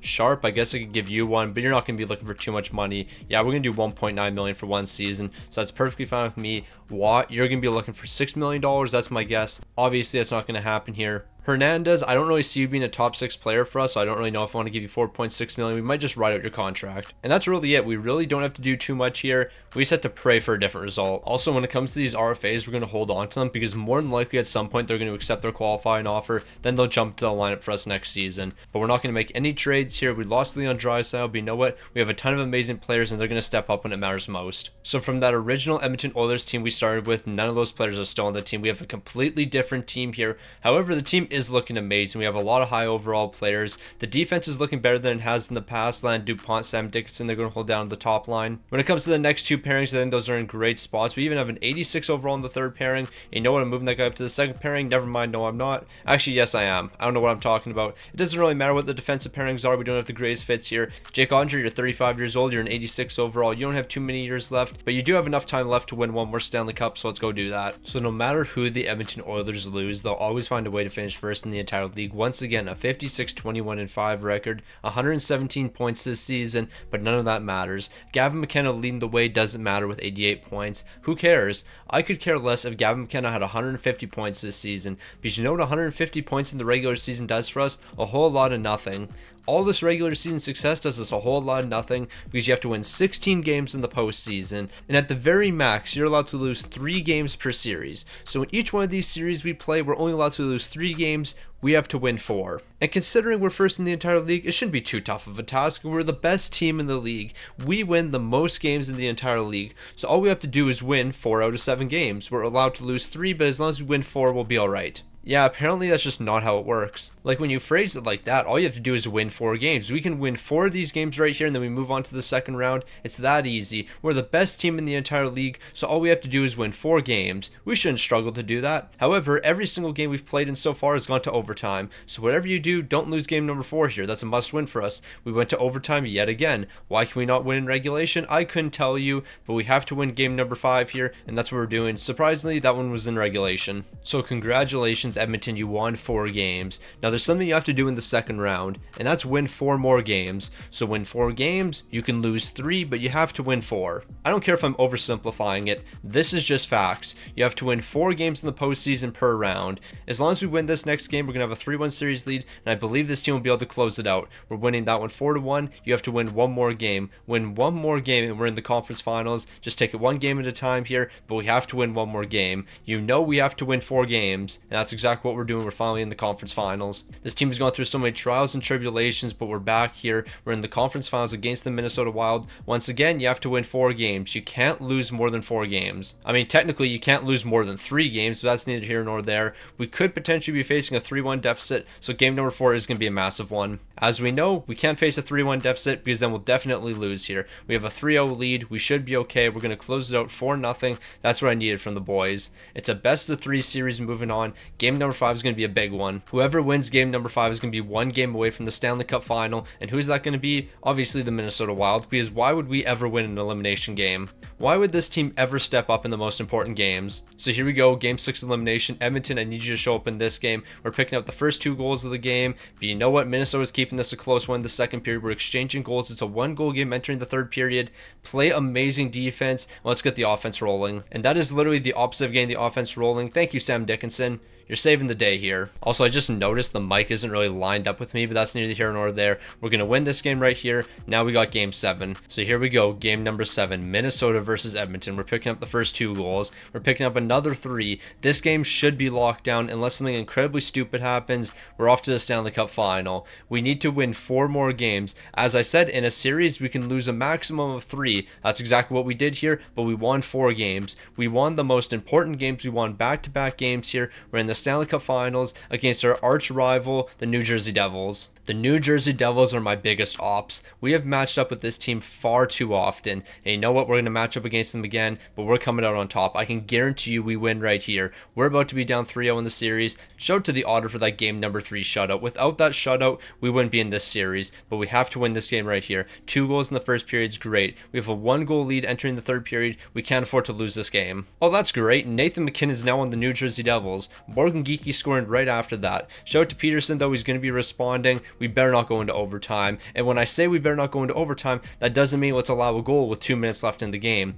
We have to win this game or not go into overtime. I am scared to go into overtime. More than likely, we're going to allow a goal in the next minute here. Never mind. No, we aren't. We're actually going to be scoring a goal in the next minute, and we're going to steal this game away. We didn't deserve to win this game, but you know what? We want it. New Jersey, you messed up. You've given us back-to-back games here. You better not give us 3 straight games. You're giving us 3 straight games. We're going to make it 4 straight games, and we're going to win the Stanley Cup. New Jersey Jersey, you messed up. You messed up right here. Jake Ottinger picked up the shutout, and after that game, you messed up. You gave us too many opportunities to win, and that's exactly what we did. The Edmonton Oilers, Stanley Cup champions.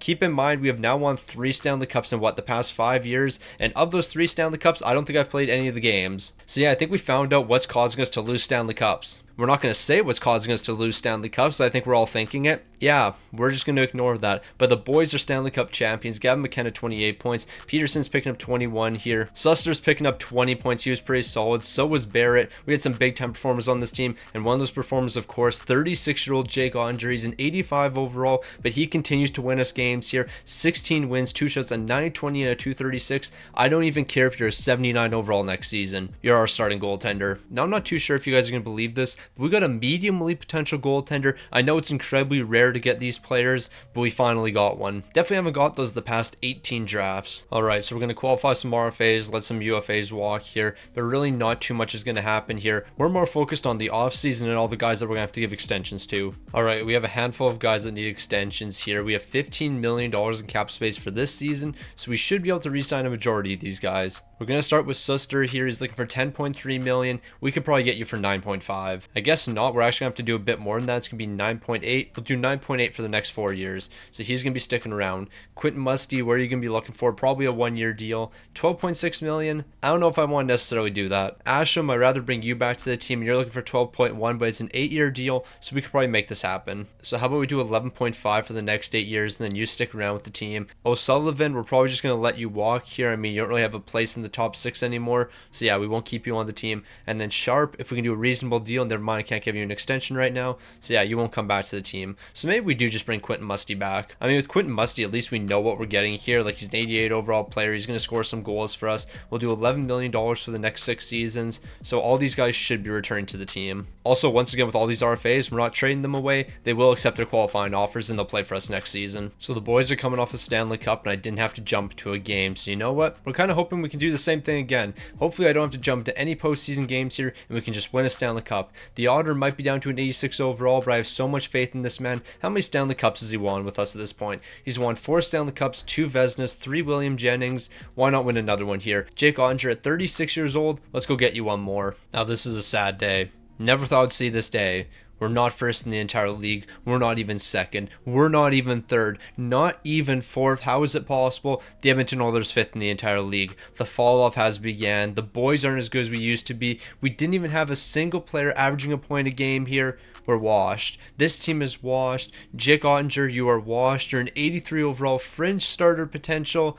But I think you got one last cup in you. One last chance for us to win a Stanley Cup. Ignore the fact that we've already won a game in the postseason. I accidentally simulated one day, but that's neither here nor there. We're winning a Stanley Cup for the Otter. Jake Ottinger, we are going to win you a Stanley Cup. You deserve one final Stanley Cup before you leave the Edmonton Oilers. Because I'm going to be completely honest, you are not coming back to the team. You have fringe start potential. You're going to be below an 80 overall next season. I'm not sure if we can win with you. We won the first 2 games, win game number 4, and take a commanding 3-1 series lead. That's a must win for us. And of course, in the big time moments, who's showing up? Jake Ottinger. Jake Ottinger is doing some amazing things right now, but don't blow a 3-1 series lead. It's not the Otters' fault. We got to get the offense going. He only allowed 2 goals in that last game, but then he allowed 4 right here. We got game 7. Boys, we're not losing game 7. We are not going out in the first round here. It's a Stanley Cup defense for us. We can't go out in the first round. We have a 3-goal lead. We got this locked down. We're picking up another couple goals here. Yeah, we won this one 6-3.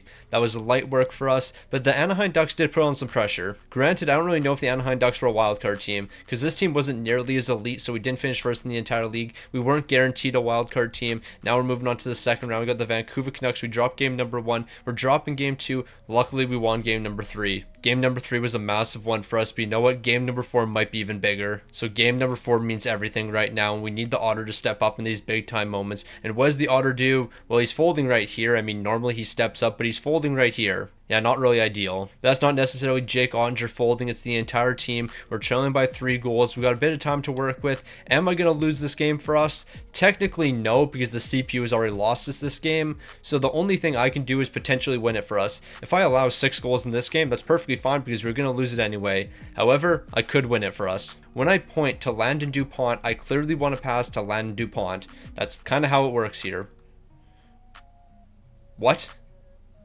What just happened? No. Hold on. What just happened? I was fully convinced I had the puck right here. What happened? What did Landon DuPont do? Oh no, we're done. We are done. I am done playing this game. I will simulate. I'm giving this team 5 more years of straight rebuilding, but that did not just happen. Landon DuPont's got the puck. He's ready to go for a skate here. It hits Jake Ottinger's stick. Jake Ottinger proceeds to knock it into his own net. Bro scored from center ice. I'm assuming this is Bo Aki. I have absolutely no clue. But he's going to send the puck in here. A nice little dump and chase. I was just complaining about how they kept dumping and chasing it. That puck's going around the net, but don't worry. We have 97 overall Landon DuPont there to collect it. Now he's ready to turn up ice. The captain of this team. He's ready to cook. He knows we haven't scored a goal yet. So what's he going to do? He's going to score.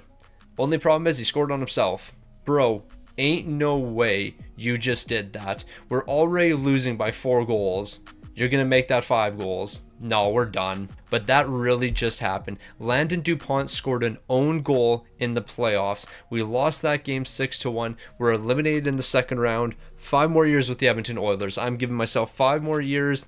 Whatever happens in these next 5 years happens, but I'm going to put as much effort as I can into building a dynasty over the next 5 years. 5 years, 5 Stanley Cups. That's what I'm expecting from this Edmonton Oilers team. We should have won this season, but instead we were scoring on the wrong goalie because clearly this team doesn't know which way they're supposed to shoot the puck. Landon DuPont, you have me absolutely fuming right now. I cannot express my anger in words right now. Y'all are frauds. The Ottawa Senators just won the Stanley Cup. That's going to make me a bit more angry because when do the Ottawa Senators ever have a good team? I mean, I guess that's not 100% true because it wasn't really that long ago they were in the postseason. Actually, yes, it was. I mean, I shouldn't really make a comment like that because back in 2015, they were actually a pretty solid team. They made it to the conference finals. How long ago was that? Never mind, it was 2017. 2017 is when they made it to the conference finals and lost to the Pittsburgh Penguins in 7 games. If I remember correctly, it was a Chris Kunitz overtime winner. But that really happened in 2017. Okay, yeah, no, it has been a very long time since Ottawa has been a somewhat competitive team. Now that I'm thinking about it, I'm a massive old head. In May, it's going to be 8 years since they lost in double overtime. 8 years since the Ottawa Senators lost that game. I remember it like it was yesterday. I am old as dirt, but that's neither here nor there. 5 more years with the Edmonton Oilers. We got to win at least 5 Stanley Cups, maybe even 6. We're going to somehow win 6 Stanley Cups in 5 years. How are we going to do it? I have no clue, but we're going to do it. Now, I was about to say this draft was a complete bust for us, but we are getting one lowly potential player. However, I doubt they're going to be helping us. They're not a gem or anything. They're starting off as a 53 overall. This draft was an absolute wash. So we have 2.2 million, but we can't afford to give anyone extensions here because there's a ton of players that are going to be wanting their contracts extended. One of them being Landon DuPont, and I am very scared about that Landon DuPont extension. So when it comes to players like these guys right here, we're qualifying the RFAs, but the UFAs are going to have to walk. So this is exactly what I was talking about. Look at all the extensions we have to give out. Landon DuPont, Sam Dickinson, Joe Ginla, Gavin McKenna. Yeah, there was a lot of players going to be leaving the team. Then we have a couple young players down here that need extensions. Landon DuPont, I'm going to be completely honest with you. You're 98 overall, one of the best in the entire game, and you will return to this team because I was expecting you were going to look for $20 million. So yeah, this is actually significantly easier than I thought it would be. So if I do $13 million for the next 6 seasons and I give you a no movement clause, are you going to be willing to accept that? That's $200K more than what you're asking for. That's $200K more than what you're getting paid right now, so we should be able to afford you. Sam Dickinson, I'm going to be honest, I think I'm going to trade you away here, and then we're just going to re-sign this rookie right here, and then he'll take your spot. Like, we can get this man for significantly less. If we were to do 4 years, what's he looking for? Actually, we're just going to do 3 years. We'll do 3 years at 7.3 million. Actually, I lied. We're going to make that 7.4 million, so he's going to be returning to the team, and Sam Dickinson, we're going to trade you away and try to get some young assets. Joe Ginla, you play a great role in this team. Do I want to give you $10 million? I'm not 100% sure on that one. Gavin McKenna, I wouldn't mind keeping you around, barring the right price. And I think this might be the right price. So how about we do $13 million for the next 8 seasons for Gavin McKenna. He's going to be sticking around, so we know DuPont's sticking around, Gavin McKenna's sticking around, this young defenseman's going to stick around here. Now we just got to figure out everyone else. Steve Barrett, I guess we could keep you around. Maybe you can see a bigger role in the offense. I'll give you 7.1 for the next 3 years. But Reese Burrow, you're not going to be returning to the team. We're just going to ride out your contract. Actually, we're technically not riding out your contract because we will qualify you as an RFA, but we're not going to be giving you an extension here. Meanwhile, Jake Ottinger, we got to trade you away. We just have to. Okay, so we're going to try to do this deal right here. Sam Dickinson and Jake Ottinger over to the Dallas Stars. So you get to finish your career off with Dallas, Jake. But we're going to get this highly potential goaltender. He's an A2 overall, 22 years old. The second he joins this team, I'm giving him an extension. And we're going to hope he turns into a mediumly potential goaltender for us. It's a bit of a risk, but you know what? I think it's worth it. Now, we are praying for a miracle. If we do a multi-year deal with this man, okay, he does not want a multi-year deal. This might backfire on us big time. We're going to wait a little bit on that extension because truthfully, we can't be doing a 1-year deal with him. Okay, so this is going to be the last deal. Joe Ginla over to the Florida Panthers. We're going to get Bradley. And then with all this cleared up cap space, we're going to sign a couple guys to 1-year deals. But it has to be 1-year deals because all the guys we've given extensions to, we won't be able to sign them if we give multi-year deals to anyone in free agency. So we need really good players to sign 1-year deals like Quinn Hughes. We could do that. So Quinn Hughes, welcome to the team. I'll give you $13 million for 1 season. Yeah, it's going to be a steal for us. That's going to give us about $7 million to work with. And you know what? We could bring Voronkov back for 1 more year. I wouldn't be against that. Nico Hischier honestly wouldn't be a bad pickup. And you know what? That's what we're going to do here. So Nico Hischier, Voronkov, who do we want to go with? Voronkov is 2 years younger. He's got a couple X factors. Nico Hischier only has 1. Voronkov, welcome back to the team. So we'll do $7.2 million for 1 season. Voronkov, welcome back to the team.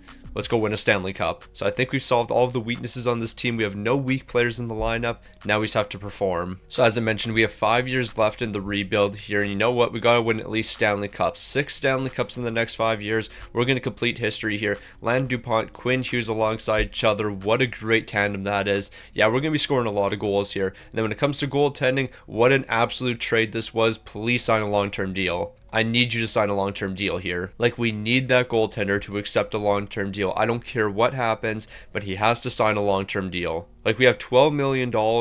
We should be able to get something done here. I just need him to accept a deal. So what happened this season was a complete and utter embarrassment. 5th in the entire league is one thing. 48 wins, 28 losses, 6 OT losses. I can live with all of that. What I can't live with is the fact that our leading scorer had 67 points. The top player on this team, 67 points. Gavin McKenna, how much money did I just give you? I just gave you an absolute bag.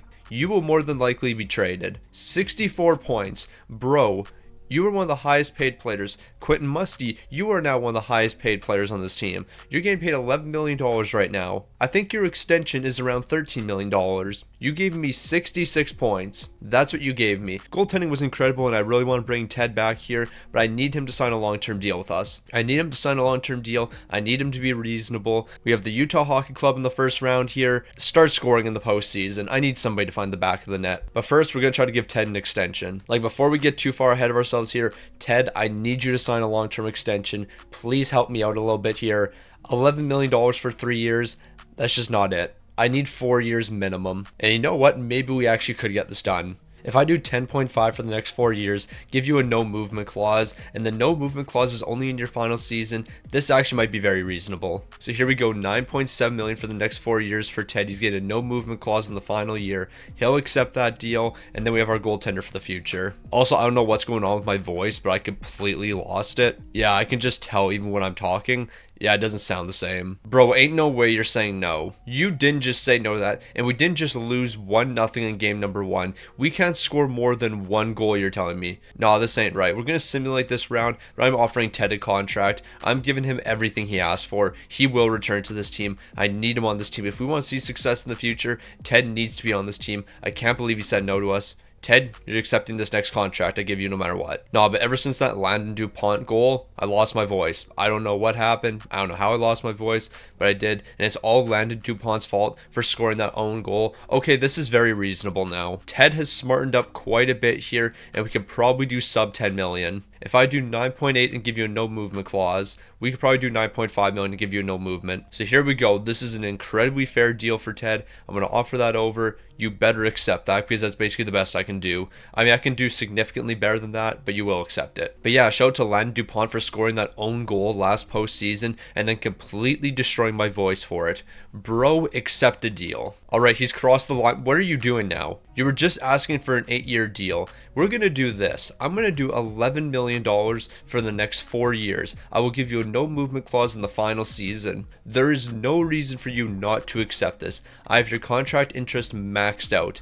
Just accept the deal right here. Accept the deal or just tell me I don't want to play for your team. Thank you for finally accepting. But yeah, we overpaid by a lot there. And I already know what's going to happen, so I'm just going to tell you right now. Ted just accepted his extension. We simulated one day, now we have to take on the LA Kings. I am predicting a goals against of 7 for Ted in this next matchup. Ted's going to allow 7 goals per game in this next matchup right after I give him that extension. After securing an absolute bag, watch this man completely fold. What happens in game number 1? We are going to score 7 goals. Okay, yeah, I was fully expecting us to allow 7 goals, but maybe we're actually winning here. Maybe this team isn't full of frauds. Yeah, we don't have the offense flying, but we are winning postseason games. That's really all that matters here. We have the St. Louis Blues up next. Now, we all know the St. Louis Blues certainly won't be an easy matchup for us, but we're going to find a way to beat this team. We're allowing 5 goals in game number 1, but who cares what happened in game number 1 because we're winning 4 straight games. We're off to the Stanley Cup Final. So we got ourselves the Stanley Cup Final, the Boston Bruins taking on the Edmonton Oilers. I take it back. We have the Edmonton Oilers dominating the Boston Bruins, and just like that, we won the Stanley Cup. Landon DuPont's own goal last season started all of this. It started a chain reaction of events,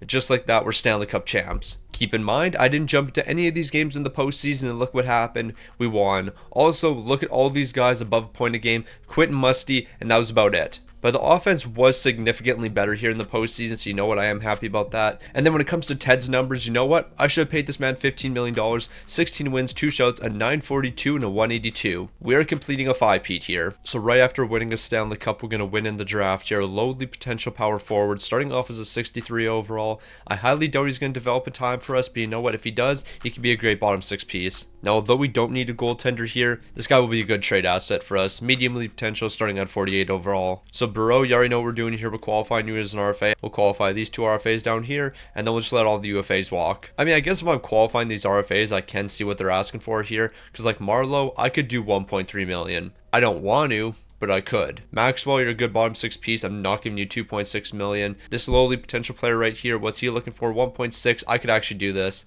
That's a reasonable deal for you. So you'll definitely be returning to the team here, but with everyone else, more than likely they're going to be walking. All right, so more than likely Kavasha, I don't think we're going to bring you back next season. Peterson, I would love to bring you back though, and please sign a reasonable deal with us. This is quite expensive, but you know what? Considering we have a majority of the important pieces locked down long term, we could do this. And actually, this is going to turn out to be a much better deal than I thought. Are we going to be looking at $11 million with a no movement? Because I want to keep you on the team here. Okay, this is actually going to be significantly better than I thought. So we'll do 10.6 million for the next 7 years. I was thinking you were going to be looking for 15, but you know what? I can work with that right there. And then Burrow will trade you away. Kavasha will route your contract. This team's going to be in a good spot. Also, Varlamov, I might trade you away, because you probably have a decent amount of trade value, and since we already have our starting goaltender, there's no need for me to keep you on the team. Especially when we have other medium-league potential goaltenders in the system, like 1.3 for the next 2 years. There we go. Varlamov, more than likely you're getting traded. Alright, now St. Louis is going to say we're getting finessed in this deal, but really I just want to go 1 for 1 here.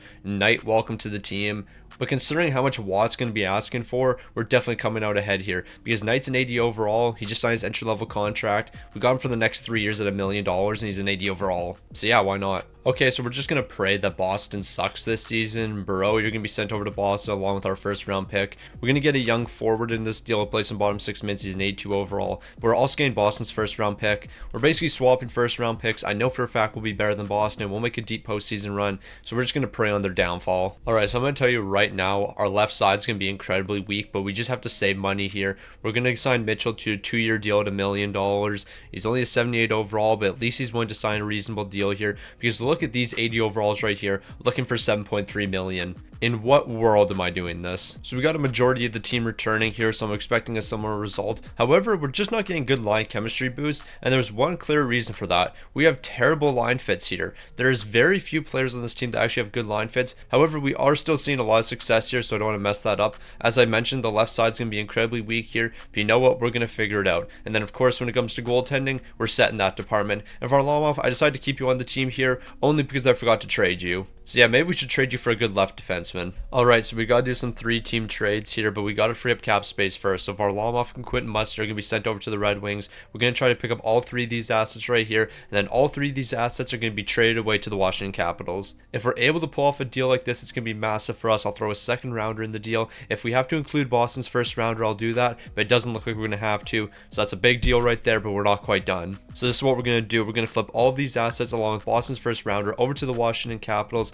They're saying no, but I'll do 2 first first round picks if we have to, and I really want them to accept this because I don't want to do a 4-team trade. So please say yes to this. We're doing a 4-team trade. But you know what? The 4-team trade actually might turn out to be easier than expected. We're going to trade that medium league potential player we got and a second rounder over to the Chicago Blackhawks. We're getting a different medium league potential player who's going to fit their trade block. So yeah, we're just flipping asset after asset here. But you know what? We are going to get this deal done, and then we will be able to get that deal done with the Washington Capitals. I'll throw a 3rd round pick into this deal. Please say yes. I don't want to do multiple firsts. We basically can't do multiple firsts in this deal. However, I can do a 1st and 2nd rounder. That's not going to be enough, but a 7th will make the difference. So now that we've got this deal done with the Chicago Blackhawks, we're heading back over to Washington. So now all of this is going to be traded over to the Washington Capitals, and they're going to accept this deal. We finally got the deal done. Our defense is better. Our offense is better. Goaltending staying basically the exact same, although we lost Varlamov. I think we're actually in a better spot all around. So not only are the Edmonton Oilers first in the entire league, but there's something else we have to celebrate. We actually had a point a game scorer. Shout out to Barrett. He's picking up 86 points here.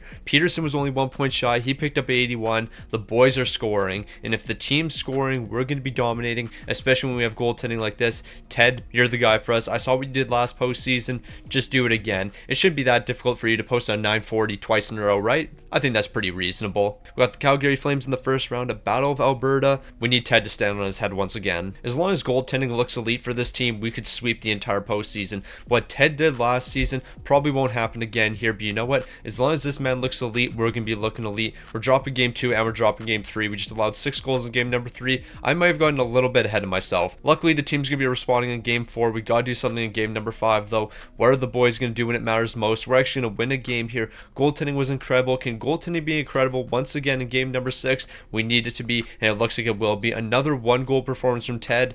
Bro's really him. In the big time games, we need big players to step up. What does Ted do? Well, he picks up back-to-back 1-goal allowed games. In these big moments, we need a big time goaltender, and that's what he is for us. Now, I'm not saying that Jake Ottinger wasn't a good goaltender, but Ted's on a different level. That man in these important games locks in every single time. We're up 2-1 in the series, make that up 3-1 in the series. We're going to take down the San Jose Sharks. We're going to make it back to the conference finals for the 2nd year in a row. Edmonton's not folding. As long as Ted's in between the pipes, this team's going to be winning games. We're going to ignore the fact we lost game number 5. We'll just win game number 6 here. We're in the conference finals, and Ted's on a bit of a heater right now. Like, when Ted's locked in, we're winning games. We might only score 2 goals in the game, but you know what? Ted will only allow 1, and that's going to allow us to win that game. I was about to take all of that back because I thought we lost 6-1 here, but never mind. We won that game 6-1. It's a best of 3 moving on, and once again, in the big time moments, Ted's only allowing 1 goal. And what's he going to do in game number 6 here? It's not going to be 1 goal, but we are going to be moving on. So here we go. We got the Stanley Cup Final. Who's going to show up in these big time moments? What if I told you Ted's been an amazing goaltender and he's once again can perform in the Stanley Cup Final? I want to see his numbers. Bro was locked in the entire postseason. Now granted, I already know for a fact his numbers weren't quite as good as they were last postseason,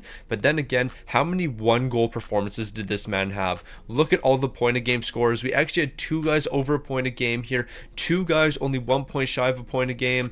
The big time players are stepping up and it's bringing a tear to my eye. And then goaltending, of course, Ted was that man. 16 wins, a 917 to 248. Not nearly as good as last postseason, but I can't expect him to put up a 942 every single season. I'll definitely take a 917 to 248 though. The Edmonton Oilers are back-to-back Stanley Cup champions. We're gonna have a ton of guys coming back next season, and we got 3 more years to win 3 more Stanley Cups. Also, Boston's first round pick turned into the 12th overall, so maybe we should have held on to it, but at the end of the day, the trade worked out for us. Also, I don't recall, but we actually did end up getting somebody else's first round pick. I don't know whose first round pick we had, but we are going to get a mediumly potential player here. He's a gem. Kincaid, you will be traded away, and I might trade you away right now. I take that back. I'm not trading you away right now. I want to trade you for a left defenseman, because the left defenseman that we traded for, I can't guarantee you he's going to be returning to the team next season. I mean, technically we have him under contract for this upcoming year, but the year after that, I don't know. Now, thankfully, we're not going to lose too many pieces over the offseason. Kavasha is going to leave the team. Marlowe's going to leave the team here unless we can sign for 1.4 million. I'm not doing 2.7. Maxwell, you didn't accept your qualifying offer last season, so you know what I'm going to do here? I'm going to give you another qualifying offer. Eventually, we'll accept one of these qualifying offers. So this is the situation we're coming into right here. Shepard, I basically have to bring you back because we do need another left defenseman on the team, and this is going to be way more reasonable than I was expecting. So yeah, we're going to do 7.3 million. Actually, we can do less than that. We might be able to do 7 million for the next 5 years, and if I give you a no movement clause, we could probably do even less. Because truthfully, you're going to stick around for the rest of the rebuild here. So are we going to do $6 million with you? I think we are. Actually, it's not going to be quite $6 million. That would be a bit OD. But $6.5 million for the next 5, that's a very reasonable deal for Shepard. So he's going to be signing. We're actually saving money there. Curry, what are you going to be looking for? You're looking for $8.6 million. We have $12 million to work with. I think I'd rather keep Bradley over you. Like, he's playing some big minutes for us. $9.2 million. Do I want to give him $9.2 million? I'm not too sure. But truthfully, I think I'd rather give Curry a bigger role here, and then we can qualify Bradley as an RFA and trade him away, so that's what we're going to do. So Curry, you're going to return to the team here. We're going to try to do 7.5 for the next 4 years. How about I give you no movement? That's really not changing your mind at all, so I guess we're going to do $8 million for the next 4. Even $8 million for the next 4 is not enough. We're really not going to save too much money here. I guess we're just going to have to give him exactly what he's looking for. So we'll do 8.6 for the next 4 years. Curry's going to be rejoining the team here. And then Bradley, I'll qualify you as an RFA next season and trade you away. Alright, so I'm going to trade what I have to get Jenkins under contract for the next 2 years. I already know Beck and a 3rd round pick's not going to be enough here. So we're going to do Beck and 2 3rd round picks. And I think that might be enough for Jenkins. He'll join the team and play some bottom 6 minutes. He's on a cheap contract, and we need players on cheap contracts here. So that's what he's going to provide to the team. So we're going to make another deal where Witt's going to be traded along with the 2nd and 4th. And we're going to be picking up this right winger from the Detroit Red Wings. Once again, they're going to play some bottom 6 minutes for us on a cheap contract. Now, at this point, finding a defenseman on a reasonable contract is actually impossible. So Axel, you're getting $1 million for next season. But look at all these guys right here who are 78 overalls and are asking for $3 million. This is absurd. Then you get to the 80 overalls and they're wanting $4 million. So yeah, signing a cheap defenseman, basically impossible. So we've won back-to-back Stanley Cups now, and of course we're looking at completing the 3-peat here. And with this team right here, I don't see why we wouldn't be able to complete a 3-peat. When it comes to the defense, I think that's better than last season. Knight's turning out to be a pretty solid defenseman for us. However, we won't have him for too much longer here. He's only under contract for the next 2 years, but for these next 2 years, he's gonna be a great piece. And then look at this goaltending. Yeah, trading Varlamov was definitely the right decision. We have 2 superstars in between the pipes for us. We have 2 of the best goaltenders in the entire league. There's no way we're not winning a Stanley Cup, especially with Ted as our starter. Once the postseason comes around, you already know that man's going to perform. Okay, now this is certainly interesting. The Edmonton Oilers is a 61-17-4 record. But the most interesting thing about this is how many times have we seen a team win 60 plus games and they don't have at least 1 point a game scorer? We didn't have a single point a game scorer on this team, yet we won 61 games. I don't really know how that works, but apparently it does. And you know what? The team is winning here. Actually, it all makes sense now. Ted is the reason that we're doing this well. Never count out Ted. In the big time games, never count out Ted. He's going to step up. We got Utah in the first round. We already know what we have to do here. Rely on Ted. Like, truthfully, I think if this team averages 2 goals... Okay, I'm taking that back. We lost 4-1 in game number 1. Okay, ignore what I was about to say. What I was about to say is we could probably average 2 goals per game and still come out on top because Ted is just going to play absolutely amazing. Okay, he's been kind of mid. Ted has been mid so far in the postseason. We can't have Ted being mid here. We need Ted having these 1-goal performances, and so far every single game we've won, he's only allowed 1 goal. So game number 7, you can only allow 1 goal. Like, Ted plays really good, then he has a mid game, he plays really good, then he's mid. So as long as Ted only allows 1 goal in this one, we're going to be winning it. We haven't allowed a goal yet. Ted, pick up a shutout in this one. You got to do it for the boys. And once again, Ted, a 1-goal performance. He allows 1 goal and we win the game. Every game we won in the postseason, he only allowed 1 goal. If he allows more than 1 goal, we lose the game. I don't know how that's a trend. Like, it literally just doesn't make sense. But you know what? Ted, you're him. So continue to only allow 1 goal in the game and we'll win the game. What's going to happen in game number 1? Okay, we're going to score 10 goals. I mean, that helps quite a bit as well. Like, if you're scoring 10 goals, you're definitely going to win. But in the past 2 games, we've allowed way too many goals here. Ted, it's time for you to lock in. And we're going to be dropping that one 7-6. Even though the offense was good, the goaltending wasn't good enough here. With a 3-peat on the line, Ted can't fold on me. I need an amazing game from him right here. If he doesn't allow any goals in the 3rd period, once again, it's going to be a 1-goal performance from him. But I guess it's going to be a 2-goal performance. But you know what? Who cares? We're staying alive in the series. So it all comes down to this game right here. We got game number 7. The Edmonton Oilers and Seattle Kraken. Winners off to the conference finals. We're exchanging goals in the 1st period. In the 2nd period, it's going to be a scoreless one. So the 3rd period is going to decide this game. And when it matters most, we're going to be choking. We had a 2-goal lead entering the final 3 minutes and we blew it. But you know what? Overtime's going to settle this one. And in overtime, it's going to be scoreless. So we're going to need double OT to settle this one. And in double OT, Pope's going to be ending it. Ted couldn't stand on his head once again here, and the boys are going to be falling. We had dreams of 5 straight Stanley Cups. That dream is going to be crushed right here. But you know what? We can always repeat to finish the video off. So the Ottawa Senators are going to go on to win the Stanley Cup here. But you know why we don't care about that? Because it's not the Edmonton Oilers. The Edmonton Oilers should be on top here. Barrett had 17 points. Sister had 14. Gavin McKenna had 11. But the real question is, Ted, what happened? What happened in the postseason for Ted? You know what? I can't expect him to be elite all the time. Like, he was fantastic during the regular season. His first 2 playoff runs with the team were spectacular. Like, I can't expect him to have a 942 and a 182 every single time. Even a 918 and a 248 is a bit unreasonable. But you know what? You gotta be better than this, plain and simple. An 897 and a 302, that's not good enough here. Ted, you let me down when it mattered most. But you know what? You got 2 years to make up for it, so you better lock in. Alright, so we had 3 picks in the draft, and all 3 picks were busts for us. So yeah, we're moving on to the re-sign phase. Nothing to be seen here. Now, it's a simple re-sign phase, qualifying RFAs, letting the UFAs walk. And then, like usual, in the final 2 years of the rebuild, of course, I want to run the exact same players. So the team we have next season is going to be the team we have for the final year. So as I mentioned, I want to run the exact same team for the next couple of years. So that means we got to decide who's sticking around here. We have a handful of UFAs that do need to be signed here, but I can guarantee you right now, not all of them are going to stick around. Sister, do I want to give you 15.6 million? I don't think so. Barrett, how much are you looking for? Basically, it's really going to depend on who's asking for the least amount of money. Barrett, $12 million. That's not terrible. I know for a fact this defenseman's going to want a bag. He is certainly coming back. Like, bro's really asking for under $12 million. So here's 10.5 for the next 8 years. You're an 89 overall. There's 80 overalls that are asking for the same price. Percy, what are you going to be looking for? 8.8. I can just give you a bigger role here, and then this contract will definitely be worth it for us. So we'll do 8.5. I can give you a no movement clause. That works for me. So 8.5 for Percy. He'll get a bigger role here. And then we can make one more signing, but it's going to have to be $10 million exactly, basically. So Sister, you're probably not coming back to the team here. Barrett, I can almost guarantee you're not coming back to the team. Actually, I take that back. Barrett, you might stick around. So we give Barrett $11 million here. And then without 11 million, we actually might be able to afford everyone. So yeah, maybe that's actually not too bad. When I say afford everyone, I mean afford these 2 extensions right here. Sister, will trade you away here. But yeah, we could be cooking. So here's the deal we're doing. Suster over to the Nashville Predators. We get 2 mediumly potential players. One of them is a good young defenseman. He's like an 81 overall. The forward's a 78 overall. But you know what? I think once we get to the beginning of next season, it'll be up to an 80. We also get 2 first-round picks in this deal. Maybe we don't get 2 first-rounders, but we're definitely going to be getting 1 in this deal. Even if I have to include some draft picks, we'll get this one done. So here's a second-rounder. More than likely, we're going to have to exchange first-round picks. And you know what? That's what we're going to do here. Nashville's first-round pick has significantly more value than ours, so this is going to be a no-brainer for us. If they're saying no to that one, I'll give you the 7th round pick, and that should be enough. Just like that, Nashville's accepting. But we're still going to flip that first round pick. And you know what? Just so we can make sure that we can get all these deals done, Curry, I'm going to trade you over to the Red Wings along with our first round pick in a future second. We're going to get Puka in this deal. Puka's going to be a great player for us. He's going to continue to develop. They're still saying no to this package right here. We do have a mediumly potential player on the team that doesn't have a ton of value. We could throw him into the deal. Actually, he's got more value than I thought. So what if we did something like this? Because at least he fits the trade block. I'll send this package over. Detroit saying yes.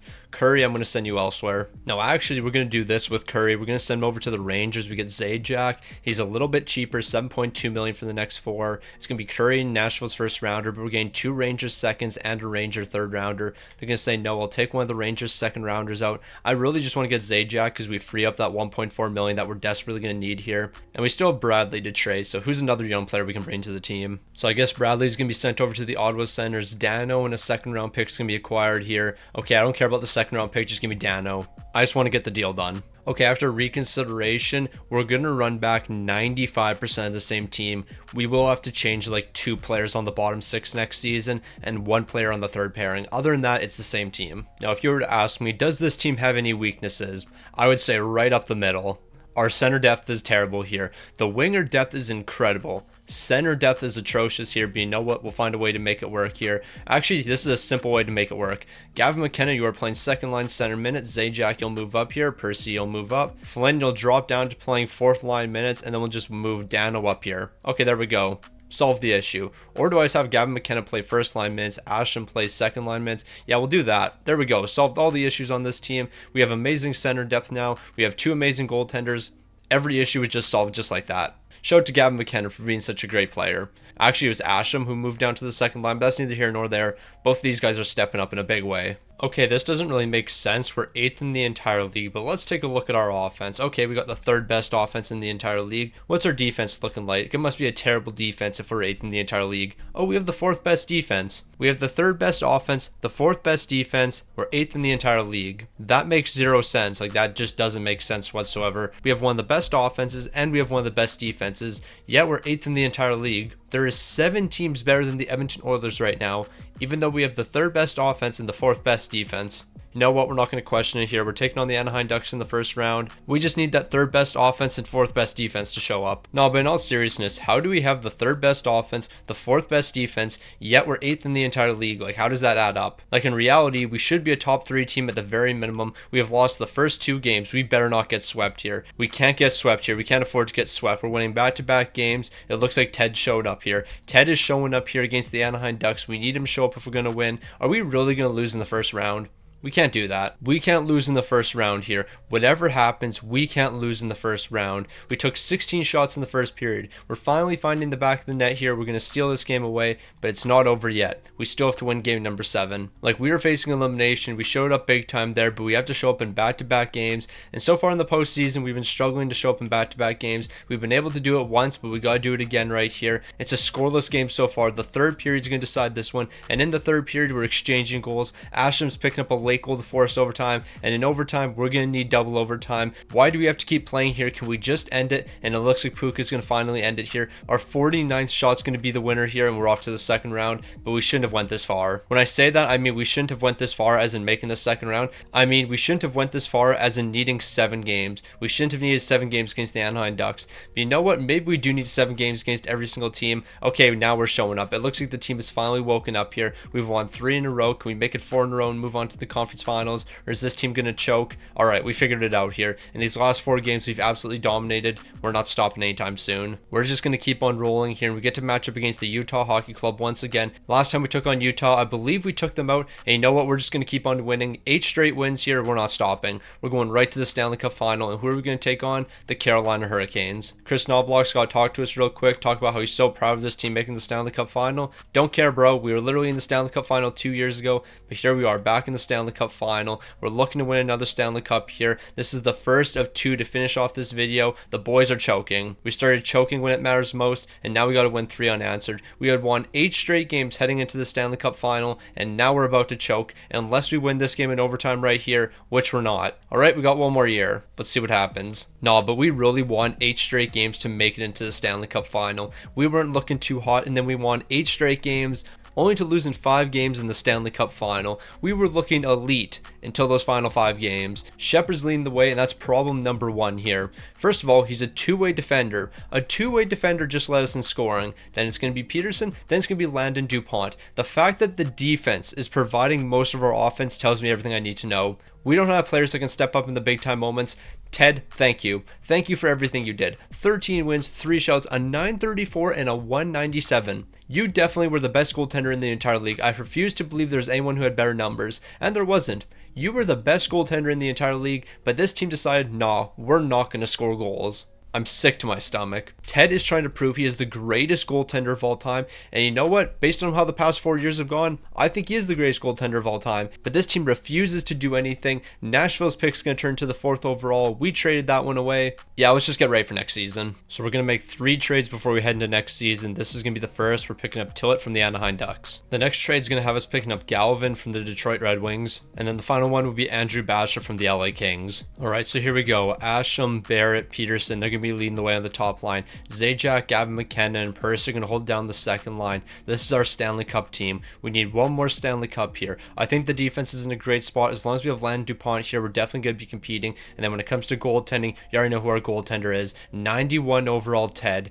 Ted's an absolute superstar. This man has performed season in and season out. Most of the time, the team just doesn't perform around him. Without Ted, we're probably only a 15-win team. That man wins us 99.9% of our games. Without Ted, we're frauds. So it's the last chance for us to get one more Stanley Cup, and we're going to finish it off with a 60-win season. We're going to finish it off with the best offense in the entire league and the best defense. 2.35, by far the best defense. Nobody can compete with us until we get to the postseason and somehow the offense completely disappears. Ted puts up a 970 and we still lose. Gavin McKenna, 88 points. Peterson's picking up 81. Zajak's picking up 74. The offense was good during the regular season. The goaltending, magnificent from Ted during the regular season. Watch it completely collapse in the postseason. Ted's going to post a 970, as I said. He's going to have a 120, and we'll somehow still lose in the first round. We're taking on the Winnipeg Jets. Get me one more, Edmonton, and get Ted one more. He deserves another. Nah, but real talk, Ted's the goaltender we all dream about having.